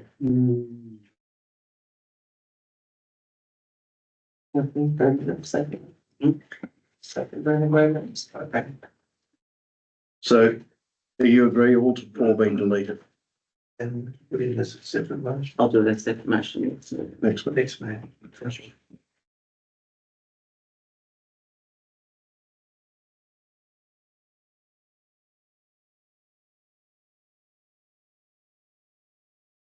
So I think that we were going to put Sharon back the words to the hall. That Yeah. would be beneficial To the hall.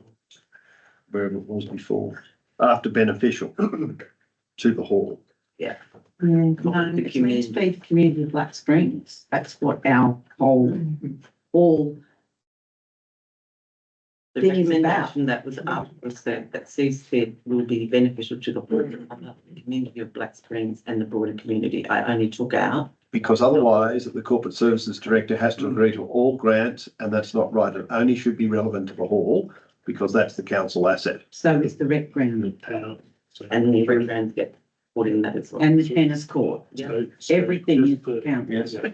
So in the current charter for the Black Springs Hall, if there is more than this hall associated with that committee, They look after the tennis court and the Rec ground. rec ground. There is, Council assets. there's a, yeah, they're all I'm council sorry, they're assets, council absolutely. assets, and developers don't get to come in and throw money at council Right. assets. So that will be beneficial to council assets. Mhm. Is that what you want to say? That means forestries. It's beneficial to Council assets rather than the whole. Council owned assets. I think it's already in the charter, isn't it? So through the chair, the charter outlines what the committee will oversee. Mhm. Right, now, if the current amendment seeks to stop that, I think that you would need to put the council owned assets in there, because that would encompass all those things that currently the Black Springs Hall committee look after. That will be beneficial to council owned assets in Black Springs. I think that covers them. Are you making an amendment, Mr. Mayor? I'm asking the alternate motion person if they're happy with that amendment, so it at least makes sense. Just wanted to be clear that grant applications for council owned assets should not be, Sorry? that we don't, council owned assets, that we don't apply for grants from developers. Anything They're all else, it doesn't really developers matter. everywhere. Everyone's a developer. Sorry, I don't think that's. You're making it That's not complicated. what that's going to be the subject of your Next, next motion. This is specifically saying that Michelle Swan has the ability to apply for these, but where they relate to council-owned assets, then she has to confirm those grants I should say confirms any grant applications rather than That's what was grants in the with the original. Corporate Services Director. That was We're what was just in about the back to the original. original. So it's back to the original. No, I think it should say confirms any grant applications, not grants. Because grants is once you've got the money.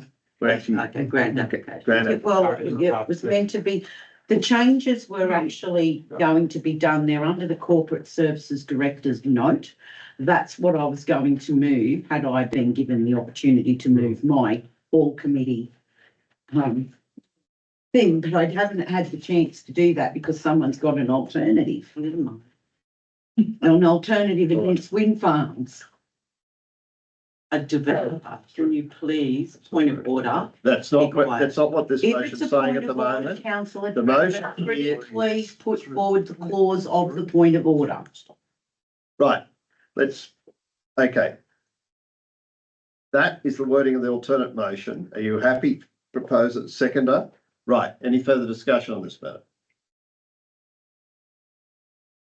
All in favour of the motion?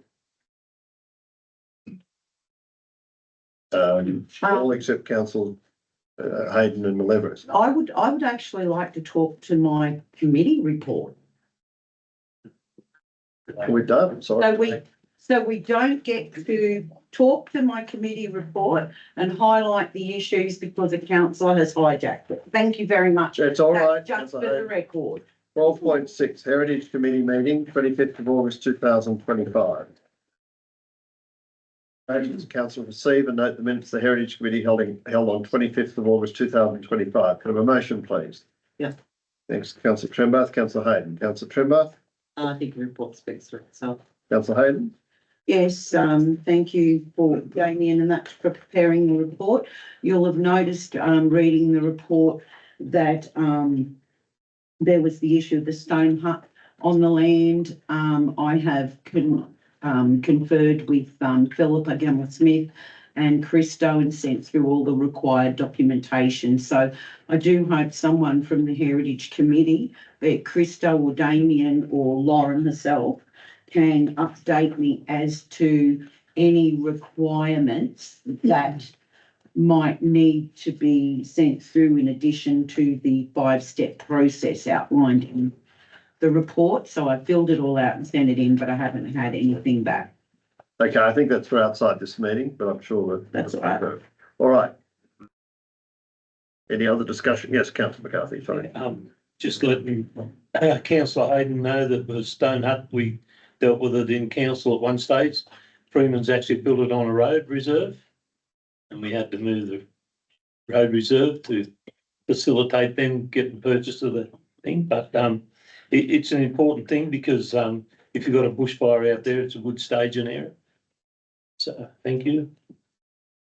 And there's something else. Oh, it still rears its head down here at O'Connell with the right to go to that cemetery.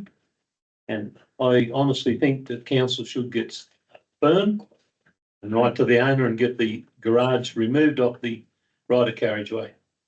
Because I myself dropped the letter into the owner of the, what I believe is the owner of the premises, never even got a response. Yes.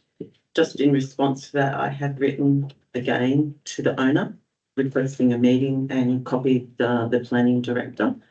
So I'll follow that up and ensure that meeting happened. Councillor Hayden, have you got your hand up? No, I'm reading properly. Oh, sorry, I thought you had your hand up. Please don't choke. All right, I won't. I put the motion as per the recommendation. All in favour? Yeah. 13 reports. For decision, 13.1 returns disclosing interest. The recommendation of council note the requirement to lodge return disclosing interest of council and designated persons. Can I have a motion, please?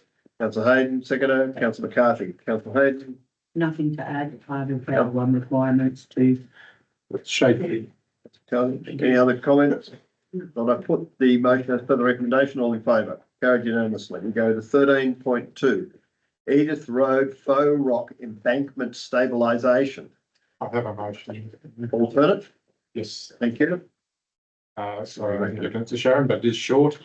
And it is that the allocation of funds from the TI Legacy Fund for various projects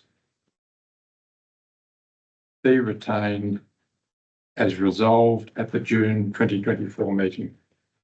Do you have a seconder? Councillor Hayden. Thank you, Mr. Mayor.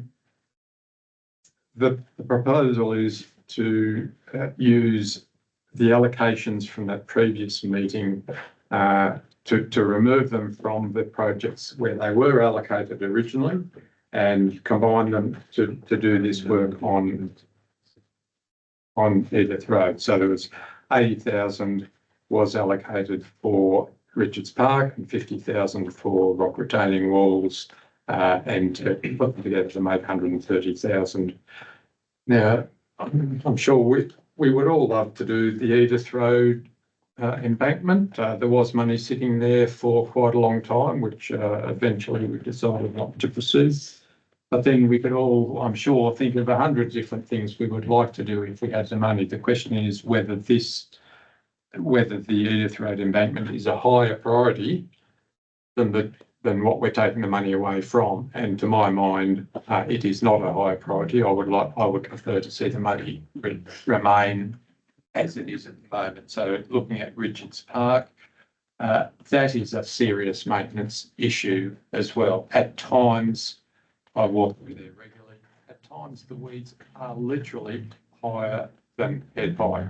They're 2 metres and more, I reckon. Our Journo, I think he lives nearby, he could vouch for that. And it's just impossible to maintain the park. It's constantly wet and soft. Machinery can rarely get in there to do anything. And that was the idea of the project that was adopted previously.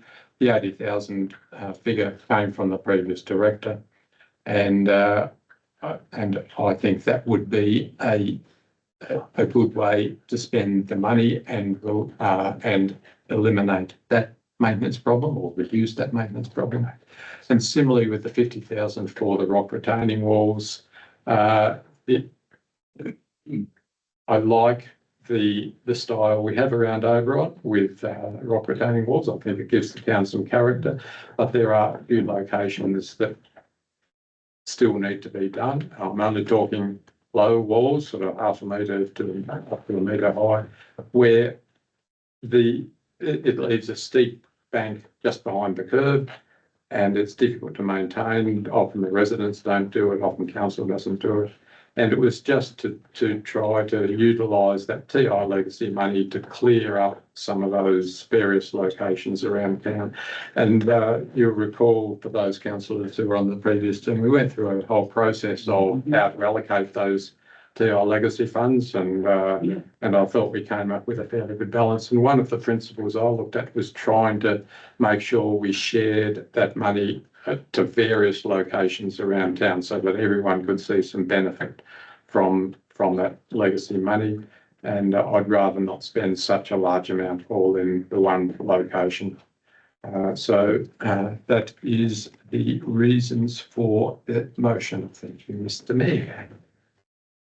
Oh, just 3 seconds. Yes. Yes, thank you. Thank you, councillor Tucker, for getting that forward. I completely agree. We need to stop moving so much money around. We have seemed to fell into this hole of allocate, reallocate, remove, reallocate, shove it over here, shove it over there, sorry, to put it mildly. And we're not actually getting an outcome. We're shuffling money around from one project that we've decided on and then move it to another project that's just popped up. We need to focus and start getting some works done that have been decided upon, you know, a year or two ago. So I believe that we should not be reallocating the 80,000. We need to get that Richardson Park area fixed up, get the drainage sorted, get the weeds under control and make that workable. And also I noticed through this report, I'm reading and I'm absolutely gobsmacked that a rock retaining wall quote in here says 400,000 to 500,000. I spoke to a stonemason yesterday who can do that wall for 1/8 of that price.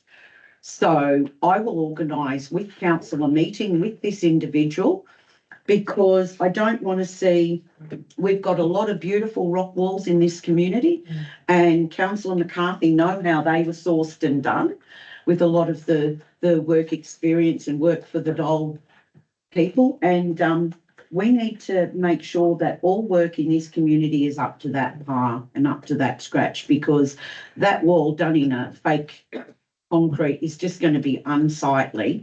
Currently, I don't believe it's a great issue. Go down and spray some Roundup and keep the weeds off it, and I'm sure that'll deal with the issue for a little bit.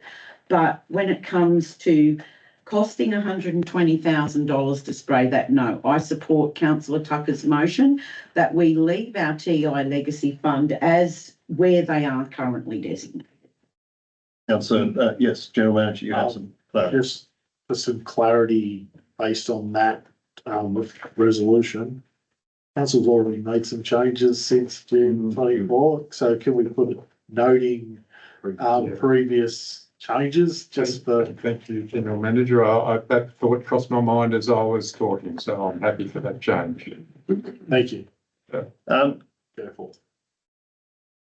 I asked the Director of Technical Services, are we certain if we remove these underground drain pipes that maintaining Richards Park is going to be easier than it is now? Through the chair, I believe it's not going to be easier to maintain, considering what was proposed in the Works Working Party meeting on site. I believe it's going to increase the maintenance cost. Right.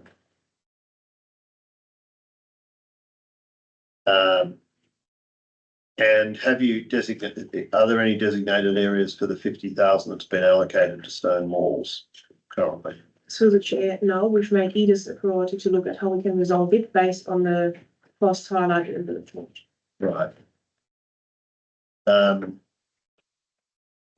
we had any updates for actually doing I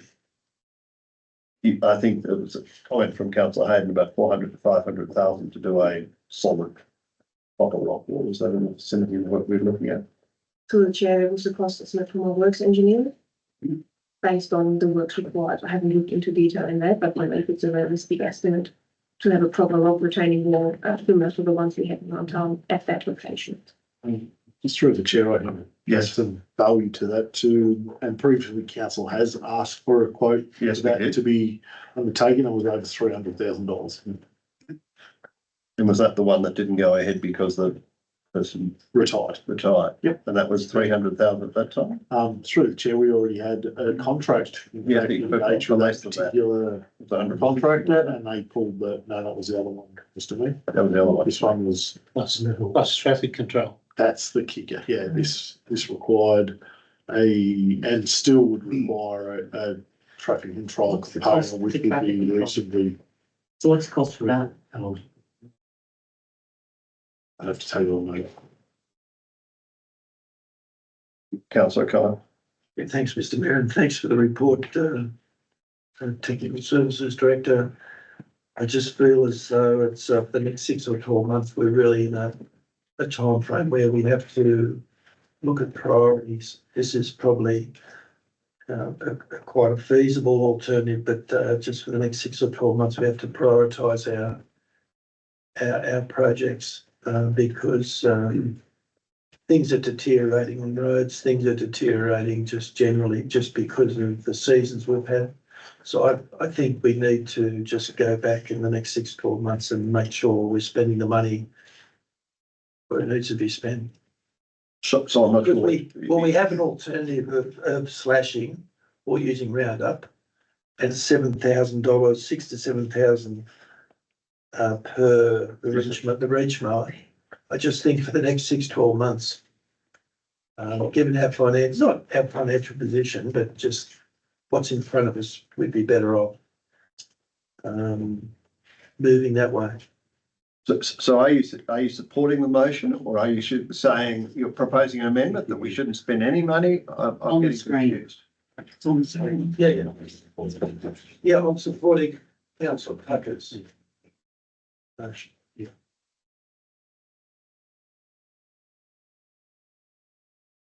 Councillor McCarthy? Yeah, I went down and had a look today, and I can't see why we can't spray the embankment to keep the costs down. But my biggest concern is the authors of these have been given a direction to get a 190 metre path down at the common done. And I was down there today and it's still not done. Yeah, the path down the common, I know it has the asbestos problems, but I think that'll be updated in the status report, Councillor McCarthy, won't it? well, I'd like to see it updated when the concrete's poured. I'm getting sick and tired of all the excuses. We raise that. No, we never went. Point of order, we rate, if you want to rate the executive services report or status. Frank, if you're going to have a point of order, please don't, Mr. Mayor, please don't allow point of orders to be misused in the chamber when councillor, O'Connor raised a point of order, please, they need to quote. Point of order is that Director has taken the matter personally and left the room, Councillor. That's calling to order, not a point of order. Mr. Mayor, I said that the author of this report are the same people that have been given the job to do the path. We've been down there with the path. I've had you down there. I've had the general manager down there. And there is a status report on it later as to the status of that and the reasons why it's been delayed. It's been updated all the way along. This is not. We are talking about this rock embankment. I'm sorry, I was cut off before. I find this, Councillor McCarthy, sorry, but I find it bullying because this is 13.2, which specifically is Edith Road, rock embankment. I've spoke directly to that. Other people have spoke directly to that. And you found some way of bullying our technical director. And I find that abhorrent.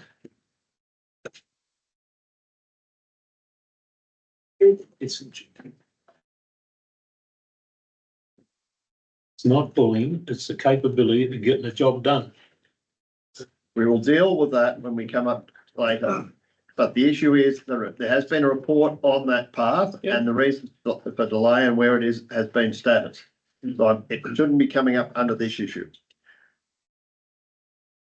So about councillor Tuck's motion on screen, Clive, what do you think? We're going to support. Okay.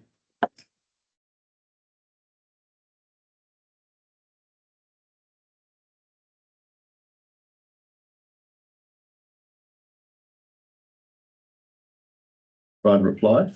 Yes, thank you. If everyone else has finished, thank you, Mr. Mayor. Just a couple of final points. I should have said that, as you were commenting during the discussion about the previous proposal to build that rock wall, and I appreciate the work that has gone into investigating options to try to get that done at a lower price than what we were previously looking at. That my only concern is whether this project is a higher priority than where the money currently sits. That's the only point I was trying to make in that regard. And also, just for further explanation for other councillors, the idea of removing the pipes and creating an open water course is to make it something similar to what we have in the next park downstream, which is Robinson Park. So a water course, rocks to help prevent erosion, tree planting either side, and there's virtually no maintenance gets done on that section of Robinson Park at all. The rest of the park, which is grass, yes, they have to go and mow it, slush it, but the area, once it is established with vegetation, I would think it would be very minimal maintenance, the same as Robinson Park. So, that was all I have to say. Thank you. Right, I put the motion that's on the screen. All in favour? In favour, except Councillor Trent McKibben. Thank you. But the motion on this alternate motion is passed. Thank you. 13.3, proposed taxi stand at Ross Street. I have another motion. Alternate motion, yes. Again, it is short. I haven't given it to Sharon. And it is that a single taxi space be established in Fleming Street at the rear of the existing bus zone for a 3-month trial period, with comments to be sought from the bus and taxi operators at the end of that period.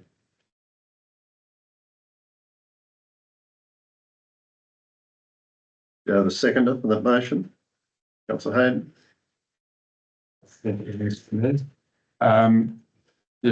This is something else that's been going around the circles for some time. I think there are a number of advantages to having a taxi space in Fleming Street as opposed to where it has been proposed in Ross Street. One is that we would only lose one public car park, one parking space down in Fleming Street, and that's in an area that doesn't get very much parking use, as opposed to losing what appears to me 3 or 4 spaces if it goes in Ross Street, and that's in an area with much higher usage. So the impact on parking will be greatly reduced if it goes into Fleming Street. And also that it creates a bit of a public transport interchange. If people are getting the taxi to then get the bus to wherever, they can get off the taxi straight on the bus or vice versa when they get home. So it becomes a little hub. And it is Fleming Street, I would say, is closer to where most of the activity is. You can walk down this side of the street, mostly under a shelter of awnings, and there's an existing shelter.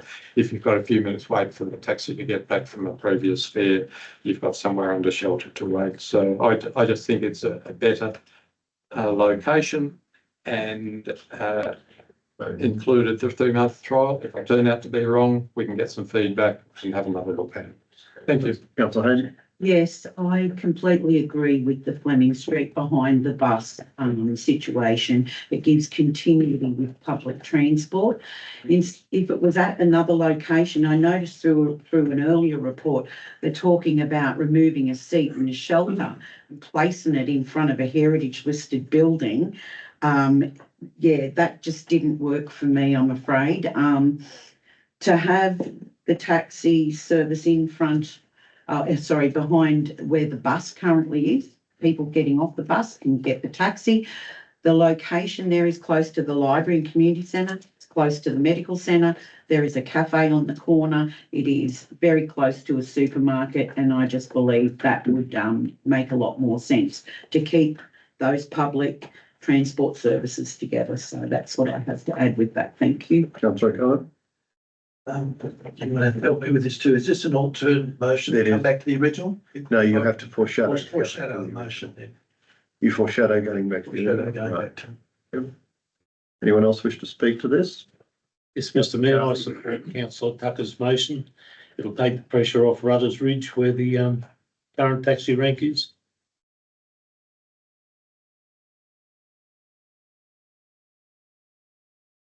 What current? Well, I'm just saying that it's out of Rudders Ridge Road at the moment.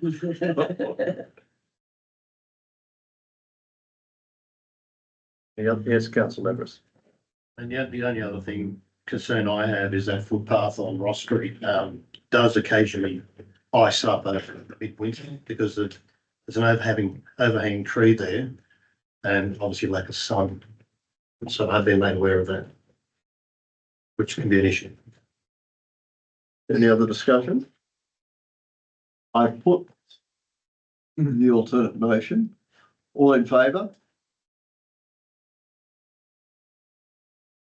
Councillor Everest, Hayden, McCarthy and Tucker.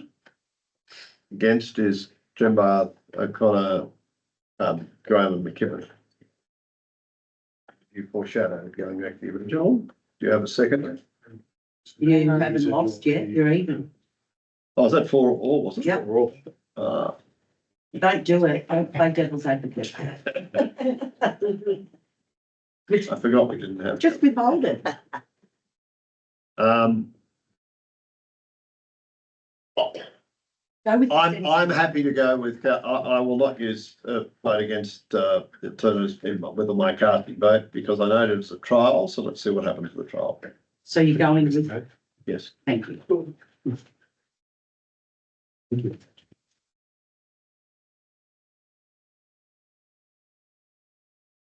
Okay, we move to 13.4, Transport for New South Wales 2025 authorisation and delegation instrument for councils. Recommendation is the council note and endorse the Transport for New South Wales 2025 authorisation and delegation instrument for councils on prescribed traffic controls devices and regulation of traffic. 2, rescind resolution 5/17/06/2025 as it no longer is applicable or valid due to the recent regulatory changes. 3, indicate that any decision on mandatory matters referred to the local transport forum is referred to the elected council for resolution. Have a motion, please. Councillor Tucker, second. Please, second. Councillor Gray, thank you. Councillor Tucker. Thank you, Mr Mayor. I'm happy with the recommendations. Rescinding that previous resolution is appropriate because that refers to an instrument of delegation which is now obsolete. My only question in relation to that is whether it can be rescinded based purely on a staff recommendation, or does it need a formal notification to go through? So through the chair, we've included as the recommendation. Subsequent. The motion will So be that's yours. sort of like. The motion is a resolution of the council rescinding the previous resolution. Yes. Secondly, we've tried to support that through the motion by bringing everything back from the forum back to how I think the intent of the previous resolution. So Yeah. But you have to rescind. And that was my other comment. My only remaining concern, I have looked through that new instrument, and I'm not entirely clear on which are mandatory and which are optional. So my question is, I know there was an online briefing. Is there a recording of that would be available to view? Sorry. Can you repeat that, please? Is there Is there a recording of that briefing about the operation of the new delegation that I could have a look at? Not that I'm aware of, I can research it down. Thank you. Councillor Grant? Thank you, Mr Mayor. I don't think we really have much choice in it. That's right. Any other discussion on this matter? If not, I put the motion as per the recommendation. All in favour? Carried unanimously. We've dealt with 13.5, so we go to 13.6, which is Oberon Business and Tourism Association, MOU. The recommendation is Before you start, can I move that we go into a committee of the whole to discuss the Opta MOU prior to going with the recommendation? I think we've got to put the motion, have a mover and seconder, and then someone move us into the whole. It's probably the better way to do it. So the recommendation of Council 1 approves the memorandum of understanding with the Oberon Business and Tourism Association for the period September 2025 to August 2028. 2, authorises the Mayor and General Manager to execute the MOU on behalf of Council. Can I have a motion, please? Councillor Connor, seconder. Councillor Hayden, thank you. Councillor Connor. Good report, no further comment. Councillor Hayden. So could I move that we move into? Well, can you second it first? I'll second it, but we need to have further discussion in relation to the MOU. And if we could possibly move into a committee of the whole to discuss some of those issues. Right, I'm happy to move that. Can someone move us, is that a motion from you to move into Yes. committee of the whole, seconder? That's all ever us, right, all in favour? Councillor Trembath, no? Right. Move into council of the whole, okay, Councillor Hayden. Yes, councillor Leveris has some notes. I was just trying to smooth the process. Thank you. I was going over the MOU and I had a few suggestions to make. In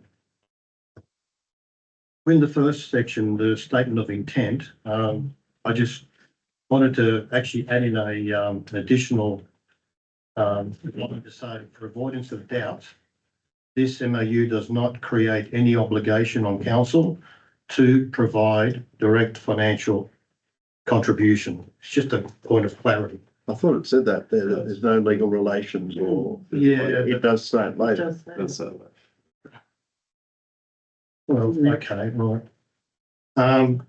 Clause 4.1. Yeah. Yes, sorry. Either party may terminate this memorandum, and then I was going to include by providing 3 months written notice by either party unless mutually agreed in writing. That's just a standard.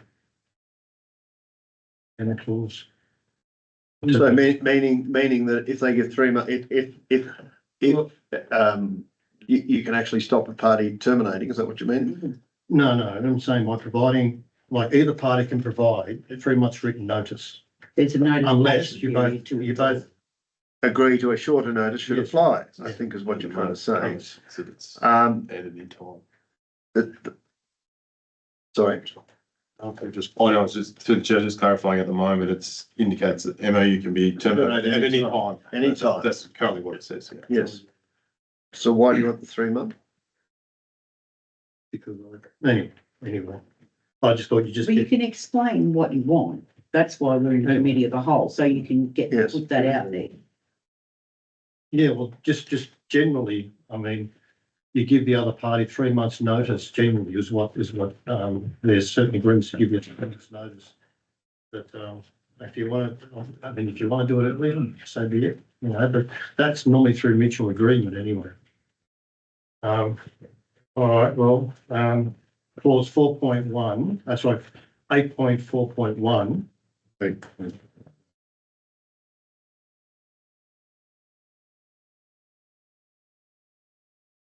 What I suggested there is that the IP developed by Opta using its own funds remains a property of Opta.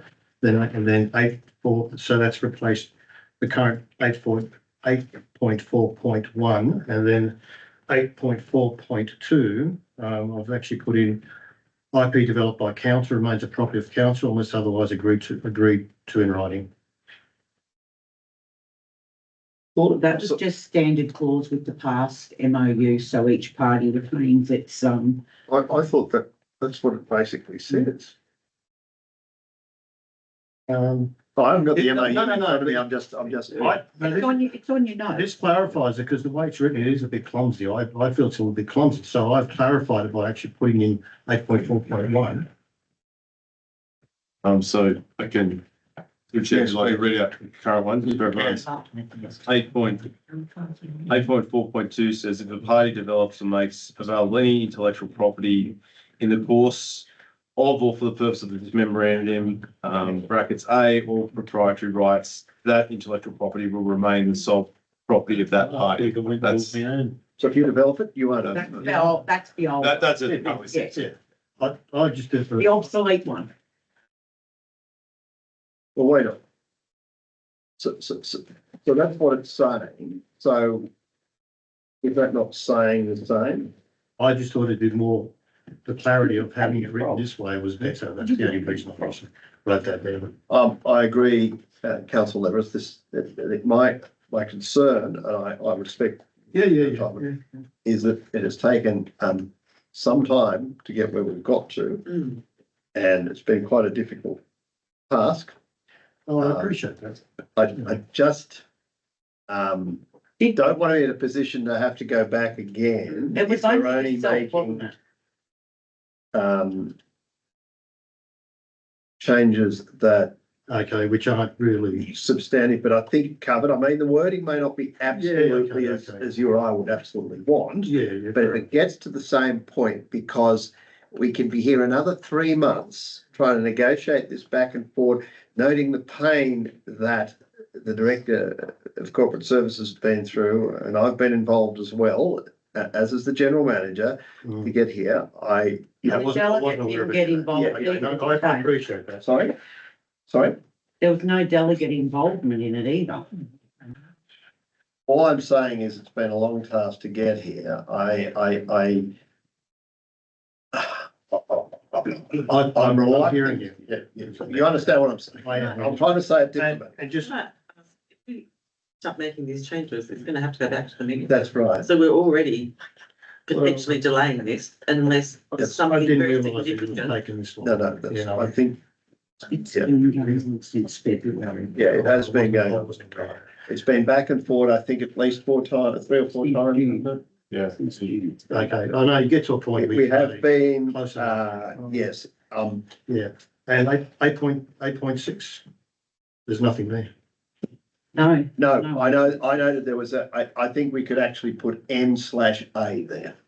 I did note that too. why wouldn't you just change 8.7 to 8.6? Through the chair, that would be deleting. Yeah. But Not Oh, applicable. subject to, okay. All right, fair enough. So can I just ask a question? Because this is going to be too many questions otherwise. Committee of the whole is probably a bit better. The difficulties around the website and the payments and all of that has been sorted. Has it all been sorted? Perfectly sorted. No, through the chair, Not perfect. the website, roles around the website, were an area of misalignment in the negotiations discussion of this. So this MOU intends to try capture a more top line broader arrangement and indicates that a separate agreement around the management integration working on the website will be struck outside of this MOU because it was a key area that was very challenging, very strong misalignment, I think, on the roles and responsibilities of the website. But we were also confident that this could be worked at a working level to determine how we may take that forward. Council may look at other options for digital marketing with their own website. So it was very clear that that was an area of misalignment that potentially could be, struck through a separate arrangement. We've got to look at this aspect of, we have a visitor information centre, right? We have their website that council had to source everything to get this up and running and get all that done in the first instance. We've got an organisation that are giving them the organisation is saying that members get benefits from their organisation, but in reality are getting benefits from this council in the foregone revenue at the Visitor Information Centre. So I just, when this MOU was coming up, I wanted to make sure, and we didn't really get any input because the delegate that's been there for 4 years hasn't had any input into it whatsoever, with knowing in depth what goes on at these meetings and what benefits are there for Councillor General, I can't Councillor Hayne. benefits there for the community and so forth. But, you know, we as a council need to be careful with these MOUs, that we're not favouring one side over the majority of businesses and how things are going forward. And I mean, this was a really intense MOU to go through, or certainly wasn't brief. It was very intense, but I just want to make sure that we're basically not being rolled, if you know what I mean. And that's one of the issues that you'll note in the commentary at the beginning. It said the visit over on common website management and content updates are deferred to a separate agreement. Because there has not been as the director has said, we have not come to a definitive. And what about then through to the visitor information centre and the discounts that we're passing on, which is a large amount of foregone revenue? Through the chair, those arrangements are still in place. They're part of the fee structure as we currently sit as it is, and that's a definite value add to Opta members, that they can provide brochures through the visitor information centre. So that remains. I guess as we discussed, the statement of intent of this MOU, and we know MOUs are trying to articulate an arrangement. So certain of those more working level finer details have been removed to see if we can strike this and then see how we can better work on that working level to move it forward. So, and then the other portion with the website and fees and all that come under the next. Yeah, so through the chair, the team will do an assessment on our destination marketing and look at where there's potential gaps, and if that would warrant development of additional website to bring our brand and equity back in line. That's something we would look at. We've already got a website. We do. That's right. We do. But if that's fit for destination marketing, it's it to be same. Thank you. As we're in committee of the whole, I might discuss in the second part. I mean, the second part of the recommendation, it said authorise the mayor and general manager to execute the MOU on behalf of the council. Because we've had a small amendment on 8.6, etc., would you agree to any minor changes to give efficacy to the agreement? Just, I'm using it as efficacy, nothing else, just efficacy. And no substantive change. So if you're happy with that, then I'll propose that as a slight amendment when we get back into go out of committee of the whole. Through the chair, just one other component of the MOU is just the discussion with Opta around how they engage with council.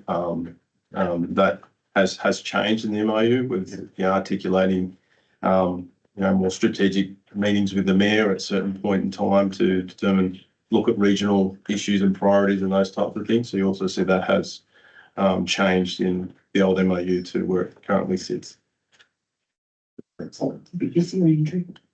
Right, can I have some, sorry.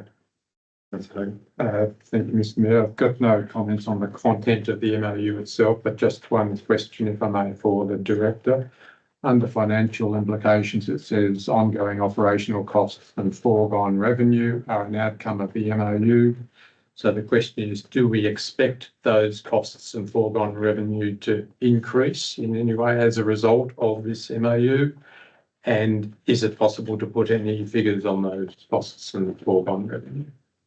Through the chair, the foregone revenue on the brochure placement, I think, would remain quite steady. I can't recall off the top of my head those numbers, but membership levels for Opta remain quite steady, and we had that in the previous. That's right. So it would not increase. No, so I'd be standing with that previous report we've provided, and operational costs, visitor centre staff providing imagery, those types of things for our social media.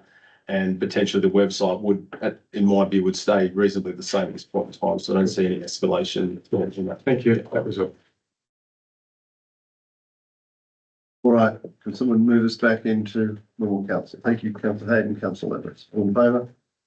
Okay, we go back to the recommendation. As I foreshadowed, Who moved this? Was it myself? Councillor O'Connor and Councillor Byrne. Councillor, would you agree to adding at the end of 2 and any minor changes to give efficacy to this agreement? Yes. Yes, thank you. Did you get that, those wording change? I do, Mr Mayor. All right, yes, I'll put the motion, all in favour? Carried unanimously, thank you. That's a good time for a break. Well, it's not 3 hours, but I'm happy to do it if you would like. There's a doggy with a bone. Well, that's good to watch. Bone that's live. All right, well, I think maybe we've only got reports for information, but We've got a fair bit and then confidential. No, that's a bit something. what is council's view? Right, Keep going, keep going, keep going. right, What? right. Right. Don't care. Sitting on the fence. Keep going, please. Keep going. All right, we'll keep going, sorry. 14, report for information. 14.1 is monthly activity report, general manager, I'm sorry. September 2025. The recommendations report 14.1 is received information. Thank you, councillor Hayden. Second, councillor O'Connor, thank you. Councillor Hayden. Yes, thank you for the report. I just wanted to say thank you for, the STP update with the Black Springs Recreation Ground Reserve Weed Management. Thank you for adding that in there and back into the status report. I appreciate you. And I note here under general HR matters, it says following the completion of the staff survey, the results have been shared with all staff and an action plan is currently being developed. Can you expand on any survey results and what the outcome was through those? So as part of an operational process, we did a staff survey just to find out where our staff were and how we operate, what we do. To be honest with you, there was 77% of our staff responded, and I was very pleased with the outcomes of the engagement in that space. So we're just working on some things at an operational level to talk about what's the good, what needs improving, the works plan, what's the improvement plan if we have one, or what are the things and strategies we're putting in place to help assist our staff. Thank you. Thank you. No further comment. On the STP update, gentlemen, I know we've got there's a working party meeting tomorrow at 12 o'clock. Yes, correct. that's correct. The only other one I had is the roadside weed spraying EOI going out? I didn't see it on the website the other day. The roadside spraying the OI is out and will close on the 3rd of October. Okay. I just had a problem with the wording. An expression of interest document has been advertised seeking interest in this year's weed spraying contract.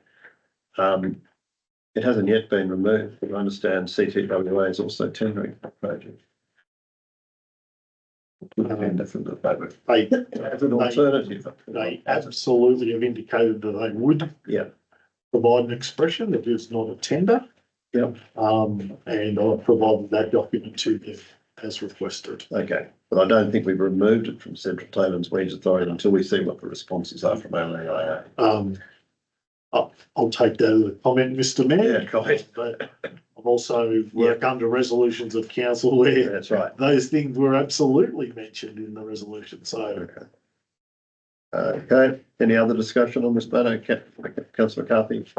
Yes, could we just get an update on the meeting on the 27th of August with Greg Vaughan with the old stockyards?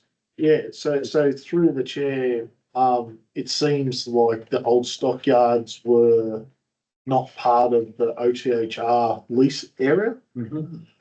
As part of that, the current maintenance authority, which is UGL, have written to council saying, in 1981, there was an agreement with council and Rail Corp at the time, which basically says that Oberon Council is the maintenance authority for those. So I've asked OTHR in that meeting just to give us some information on the current leases that they've had and see whether there is a link, because we've always been under the impression that that form part of the rail precinct. But if it's not, council will need to look at its options in regard to maintaining and looking after the old stockyards. Or look to incorporate a sublease with OTHR to have them look after it. My understanding, it was always kept separate because the impoundment of stock, and it was an avenue to impound stock, because I don't think impounding stock by the ranger, that they're allowed to take it on private property. Through the chair, we have an agreement with the showground trust that lets us impound stock there, and that's what we use. The stockyards as they are now would not contain any type of stock or would. If you've got an alternative agreement, that's fine, but I just asked the question. Yeah, no, through the chair, this would be something that we need to bring back to council when I dig deeper into what that looks like. But that's the nature. Councillor Hayden? Yeah, just write a reply in the end of that because I forgot to, there was something the general manager had mentioned that I wanted to ask. But then Councillor McCarthy mentioned the stockyards and I've forgotten, but it was just prior to that you were mentioning some stuff with Councillor McKibben. What? Yeah, no, just prior to Councillor McCarthy's question. So it's just quickly wafted out of my head. So I'm trying to get it back. It was important. It happens occasionally. Through the chair, my comment to councillor McCarthy was there are reports for information and get through them quite quickly. Yes. Right. All right. We can't. No, forget it, because I'll ask later at dinner or maybe, because it was important, but I just can't. All right, put the motion that report item 14.1 was received as information. All in favour? Carried unanimously. 14.2. The recommendation is the report item 14.2 is received as information, being the monthly activity report planning and development September 2025. Go with motion, please. Councillor McCarthy, second, please. Councillor Hayes, thank you. Councillor McCarthy. Pretty straightforward. You can read it for yourself and see how busy our development staff are. So Hayden? Yeah, I'm happy with the report. I did hope to see a mention about the policy in there. Were there any of those changes done at all to our director in regards to the age? Through the chair, the policy is still out on exhibition, so once that comes back, we'll bring a report back to council with any recommended changes. I'm sure that was the one that we approved, so it's back out on exhibition. Council adopted the draft. We adopted it. Right, yeah. It goes on exhibition. Okay, all right. That comes back. Anticipated next council meeting, so it's really Okay. Yes. Okay. Now in the discussion, I put forward the motion that report item 14.2 is received information. All in favour? Carried unanimously. To go to 14.3 monthly activity report technical services September 2020. Recommendation is that report 14.3 is received as information. Can I move it, please? Councillor Hayden, Councillor O'Connor. Councillor Hayden. Yes, I just want to thank the staff for the report. It's a good report. What's happening with the geophysical investigation? Was that all done okay for yourself to technical services regarding the new cell at the waste? I'll ask the director of the Macquarie Geotech with the investigation. So the chair, the geophysical investigation is completed and we have the report. However, the geotechnical investigation is still ongoing, which requires drilling of holes and taking of samples at different depths. Okay, and I haven't seen anything in here, but when a while back, I reported the Black Springs bore pump area out of action. Was that repaired at all? So the chair, I have asked staff to investigate. They reported back that the green box you mentioned appeared to be an electrical box. Okay. So I requested to report it to Essential Energy. Yeah. However, I'm unsure if that's actually impacting the functionality of it. So I'm waiting to report back. Okay. I don't think anyone's been out. Essential Energy, I haven't seen, but yeah. Okay, thank you. Oh, and one more thing, I just wanted to say thank you to the Guardian staff for attending Snake Valley Road and having a look at it, and it's bad, isn't it? Through the chair, it needs some work. Thank you. So, the residents appreciate you doing that. Thank you. Councillor Connor. Thanks, Mr Mayor, and thank you, Director of Technical Services, for a detailed report. Got one question or seeking information about the Terranar Road, and it's the main feeder road into Oberon. I was on it on the weekend, and is there any, for you, Mr Mayor, maybe it might be to our General Manager or the Director, is there any funding going to be provided on that Terranar Road? Because it's a major feeder road into Oberon.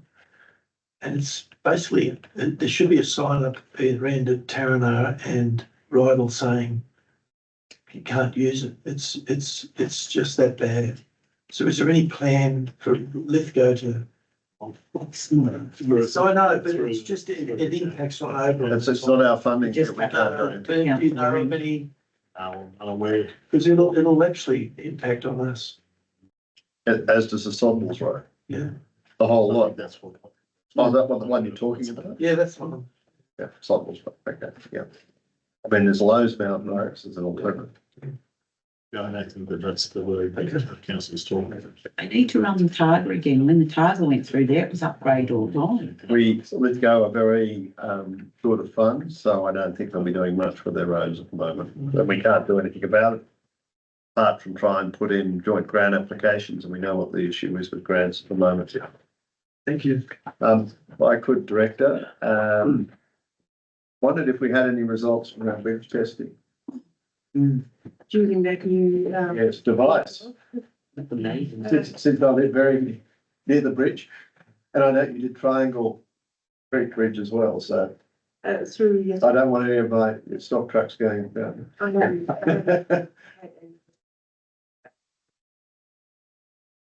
Because there was a suggestion by the former person, the former director,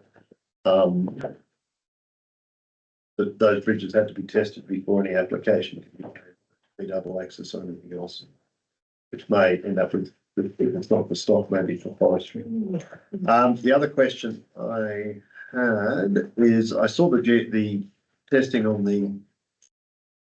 the cell, but not being of a technical ilk in this area. I wondered, is there anything that we should be aware of from these seismic refraction and the RT reports that's indicated anything bad or good? Through the chair, we're still Uneasy. awaiting the geotechnical report. The implications of the results are that the material could be hard, so it means it would be quite costly to excavate it to get the required depths. Another consideration is the opportunity to withhold whatever is going to go in the new cell, and do you need a special liner, which could be quite costly if the material lets material through or substances through, then you've got to line it, which apparently is quite costly when you do produce new cells. It can be lined artificially or naturally. And another aspect is that we would want to retrieve capping material for the current landfill. So if we can't get it from there, we've got to buy it in. So there's multiple aspects why that is important to look at. Absolutely, but the tests so far indicated any of those things, or we're too early in the It's process? too early. Okay, that's all. Thank you. That's fine. All right. Nothing else? I put this. Yeah, sorry, Councillor Tucker. Thank you, Mr. Mayor. Yeah, I was also going to just comment briefly on the little bridge testing gizmo. It's very impressive. Did we do that because the previous testing done through the JO raised concerns about that bridge? Do we have reason to think it may not be up to capacity? Through the chair, it was an opportunity for us to work in conjunction to trial this new technique. What was the triangle? I wasn't motivated by, right. I think it was the triangle flat one that was tested by the JO. It was a grant application. Well, and that's the other thing I was going to mention about Triangle Creek. Because I was getting my bridges mixed up and I was looking at Triangle Creek initially. I found a facility on the OLG website where you can zoom right in to look at local government boundaries. And I was looking at Triangle Creek, and the boundary is about 20 metres south of the bridge. The bridge itself is entirely within Bathurst. Entirely, it's not halfway, it's entirely. But I know we had a discussion about that dog rocks bridge. We did, and I looked at that one as well. That one, it's half and half. That triangle is 100 and 0. So Okay. just so you know. We do have some confusion with the number of our bridges because our boundaries are mentioned on the creek. Often the way the boundary follows the creek, but that's not the case at Triangle. Okay, thank you. Any further? If not, I put the motion as per the recommendation. All in favour? Here we go to 14.4 monthly community report. Corporate services, recommendations report, item 14.4 is received information. If a mover, please, councillor Hayden, seconder, councillor McCarthy, thank you. Yes, I'm happy to move the report and thank Matt and his team, Corporate Services Director and his team for preparing that. One of the things I'm looking forward to is the Redfin Roundup and the Oban Outdoor Festival. I do want to have a chat with you through the week, tomorrow or the next day, about an addition to the outdoor festival that's exciting. So I'll have a yarn about that. But with our Redfin Roundup, and I probably should have asked our Corporate Services Director prior to Technical Services Director prior to our Corporate Services Director, because I just want to know if the showers are going to be accessible during that period of time when our roundup isn't. That's not yet, I have to point in the showers. When is the? November. November 29th and 30th. Yeah, through the chair, I can't advise. I'm happy to get back to you. Yeah, there will be sometimes it's quite right. There's quite a large volume of people down there currently, but but that's just a concern with the influx of people that will be coming for that. Thank you.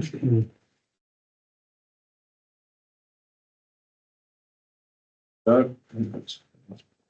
Any further discussion, councillor McCarthy? I'd like to thank Matt for doing the annual inspections for the first 3 units, or getting them carried out anyway. Just minor things. They look as if the tenants are looking after them fairly well. It should be at that price anyway. Yeah, through the chair, the feedback from the tenants is very appreciative of council, and they also do reasonably looking after the units. So it's good to hear.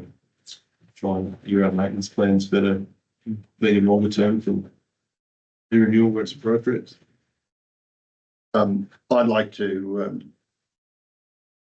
Director, I'd like to pay tribute to your staff in the Community Services Expo and the holding of that. It's a great success. Many more stands than last year, and greatly appreciated, as things been commented on by the Deputy Mayor previously. The technology workshop, whilst didn't have maybe the attendance we had expected from the councils, etc., it was certainly very informative from us, and we've had discussions with councils about some of the outcomes of that previously. And the agritourism workshop out at Redground Truffle was, I also think, a great success, and I've had various comments from people who attended from outside here. Pass that on. So pass that on to staff and those involved, please. Yep. I put the motion as per the recommendation. Item 14.4 is received as information. All in favour?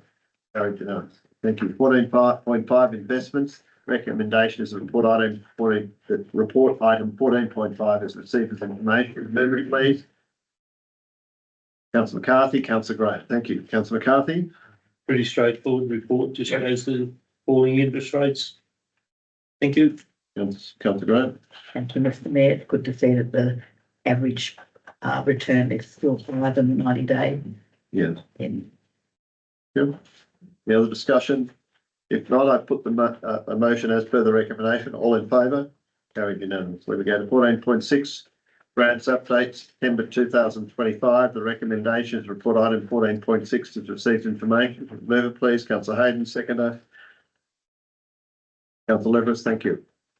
Councillor Hayden? Yes, I'm happy to receive the report. It's always a disappointing report, isn't it, to a degree?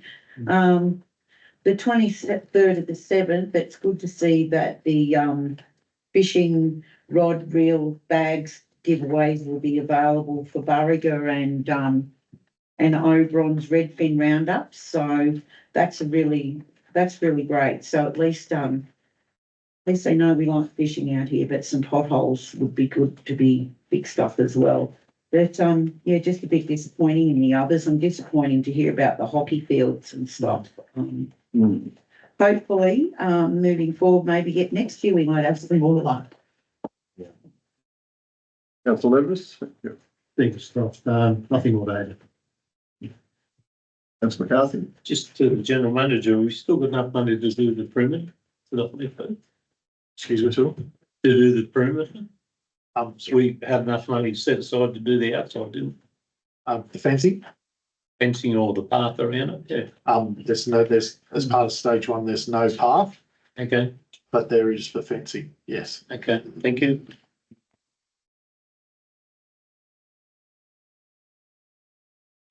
General Manager, can I ask in relation to the failure of our, I call it our hockey field grant? What's happened is you've asked for a further review after what they said was insufficient evidence that the project is feasible and able to deliver. What's happened to that?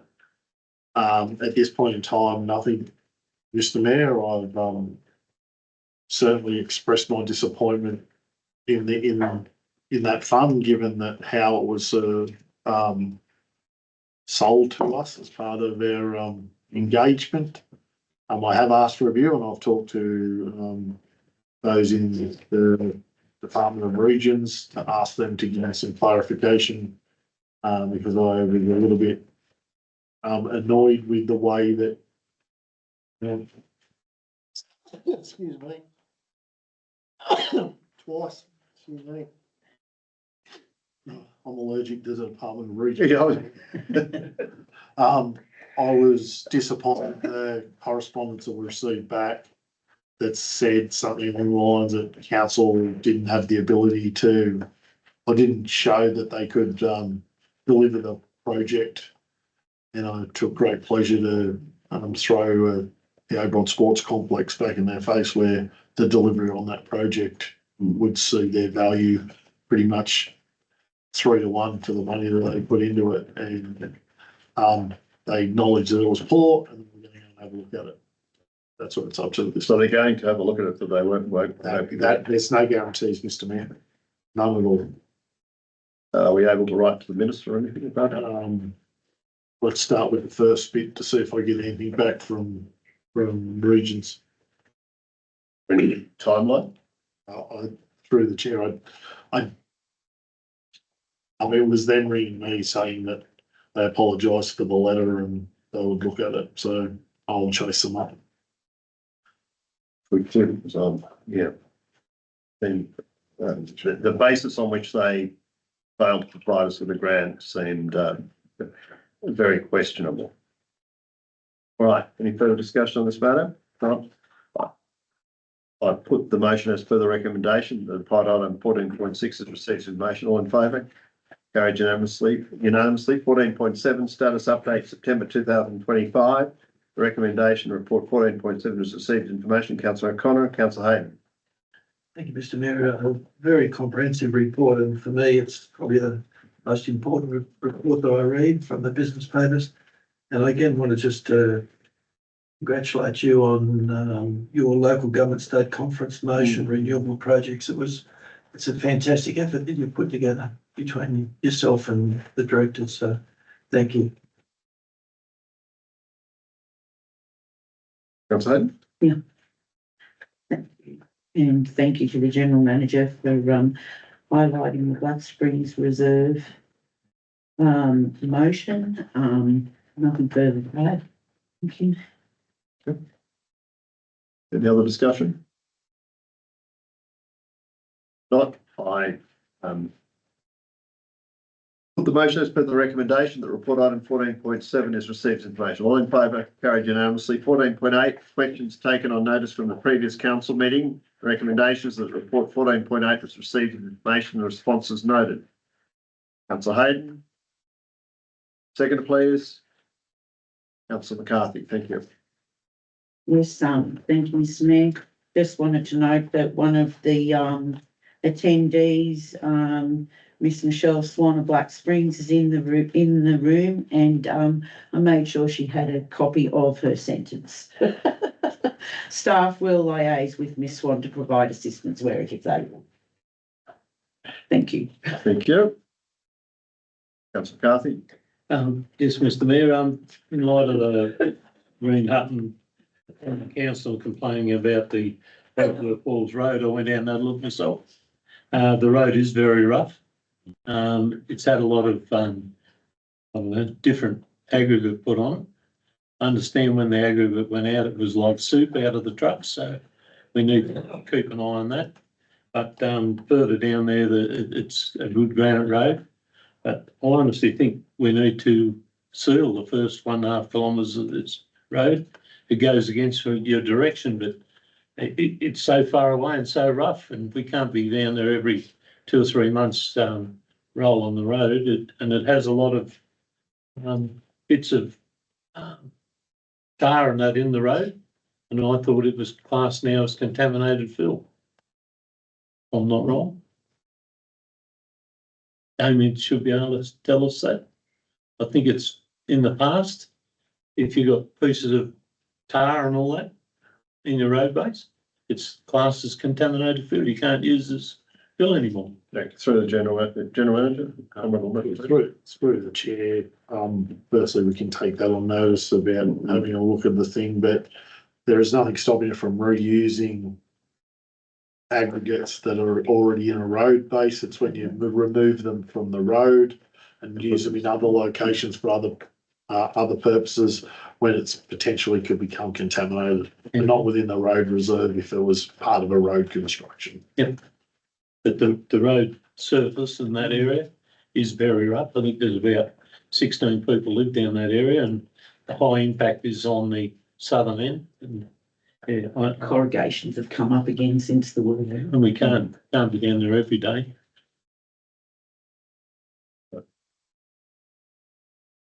Anyone else? Any discussion? If not, I put the motion as per the recommendation. The report 14.8 is received information. The response is noted. All in favour?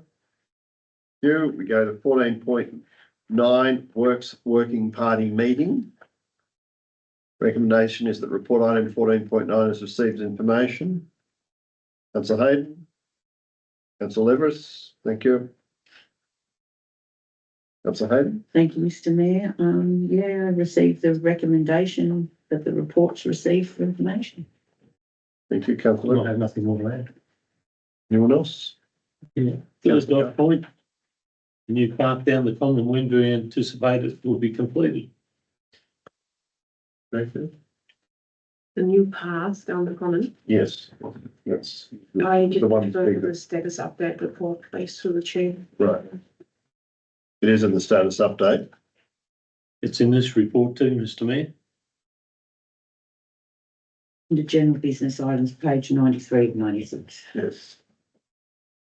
I think it's a fair question asked when it will be completed.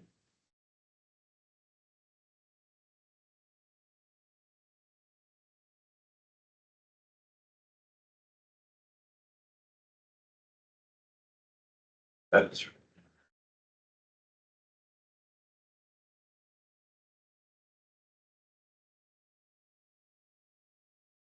Here's the status report. So,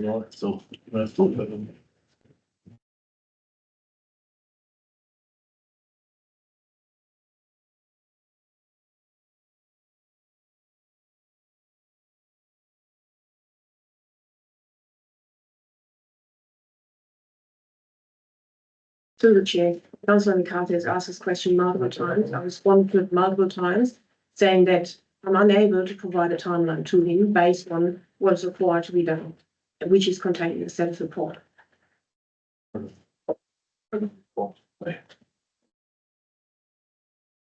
So it's the status report further highlights that the route's been pegged out. The asbestos survey needs to be undertaken, which is something that we found along the way, as council's already aware. The results of that will see the development of the plan considered and put in place. So the asbestos report's been done. Yeah. The asbestos report's been done. So it's been done, right. How long does that take? Roughly. I'll take it on notice and provide an update if all the updates that we provide before aren't good enough, Mr. Mayor. Okay. Mr Mayor, if I may, my main concern is what you said in the last meeting, is that if you don't address these things, they're going up at the stage of 10% a year.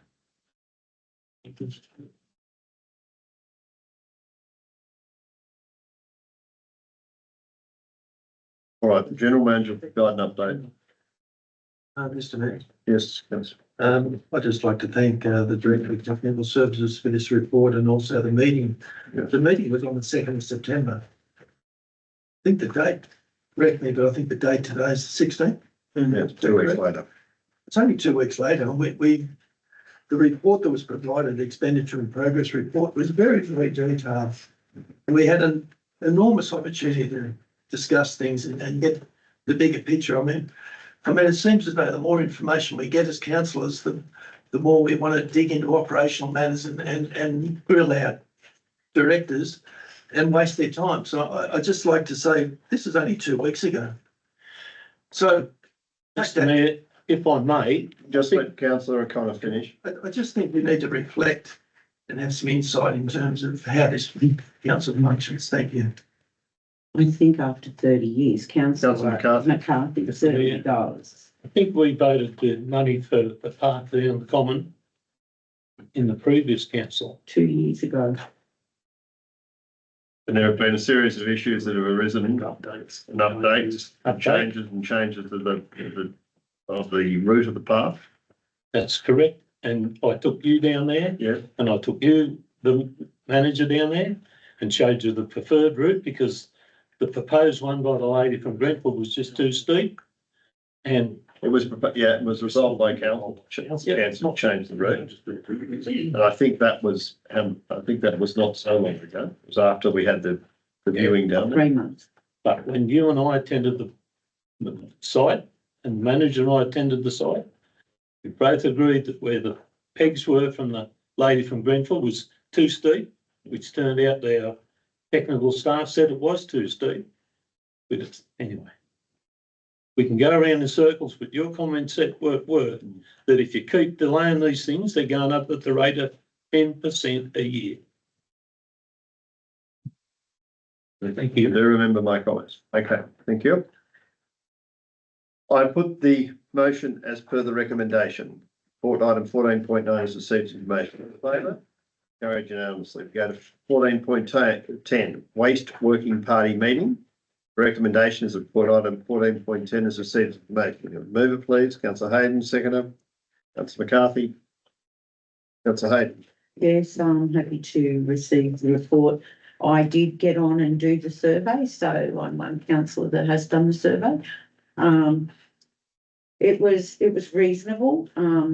There was a couple of things I'd like to change in a survey, but that's always going to be the thing. They're not going to be suitable for everybody, but it was pretty good. I know that our technical services director had stated that there were 120 something or 144 last week or something that had already gone over the survey after it was released. Through the chair, we got an update recently of Tellers and it was 120. Okay, 120. Well, that's reasonable for a quick time. So that's going to be, when will that 21st? 21st of September. It's about So that's, 5 days. yeah, so there's not long left, is there? Okay. Well, thank you. Nothing further. Who was second? Sorry. Me, Councillor McCarthy. nothing to add. Nothing yet. Any other discussion? Not, I put the motion as per the recommendation. Item 14.10 is received information. All in favour? Yep. There's no urgent business.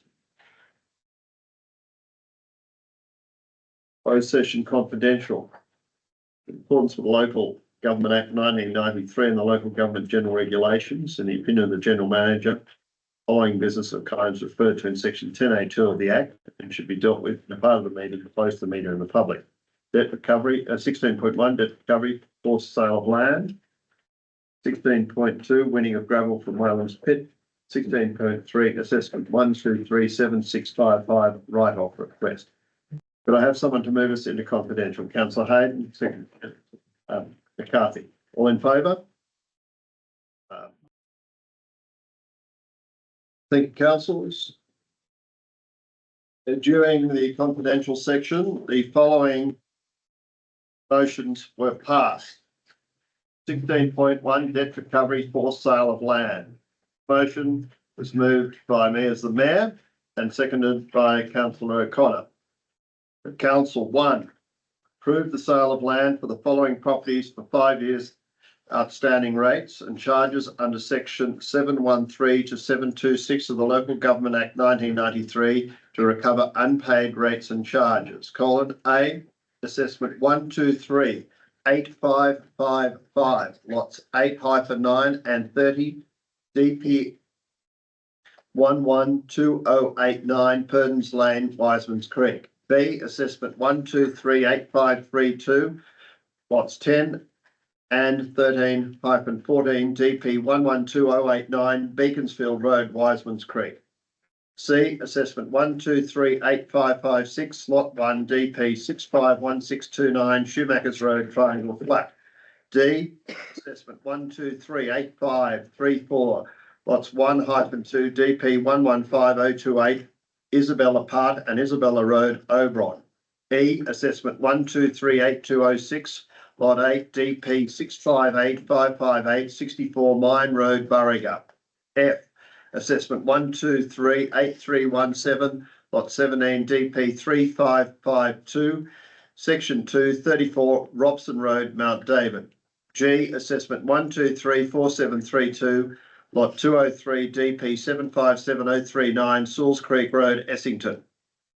H, assessment 1238065, lot 2, DP 389173, 438 Triangle Flat Road, Gilmandyke. I, assessment 1238580, lots 2 and 5-6, DP 1206334, and lot 1, DP 246429, O'Connell Road, Oberon. 2, authorise the General Manager to A, execute contracts for the sale, including transfers under section 722 to 723 of the Local Government Act 1993. B, sign and update General Manager certificates in accordance with the process. C, halt the sale process if full payment or a suitable arrangement is made.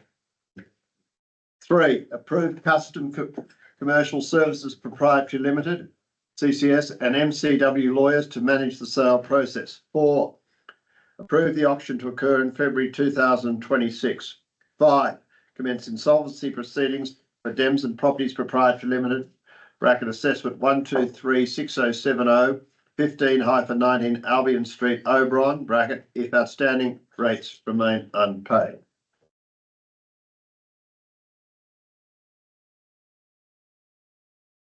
(16.2) Winning of gravel from Wayland's Pit. The motion was moved by Councillor Hayden, seconded by Councillor Connor. Following the motion was passed that Council 1 seek to negotiate termination of its current crushing contract and terminates the contract if mutual agreement is achieved. 2, allocate funds highlighted within the report from section 7.12 contributions, bracket not under a plan, bracket, as the preferred funding source for the winning, bracket ripping, bracket, crushing and associated royalties of 20,000 tonnes of gravel from Wayland's Pit. 16.3, assessment 1237655, write-off request. Motion was moved by councillor Tucker and seconded by councillor Hayden, passed by council. That council does not write off the water charges on assessment 1237655 and instead offers a payment plan arrangement. They were the three matters passed in the confidential section. I note that the next ordinary meeting of Oberon Council will be held on the 21st of October 2025, commencing at 5:30 p.m. in the Oberon in these Oberon Council chambers. I now declare the meeting closed at 9:56 p.m. 57. 8:57 p.m. Thank you. Thank you, councillors and members of the public, for your attendance. It's on the screen.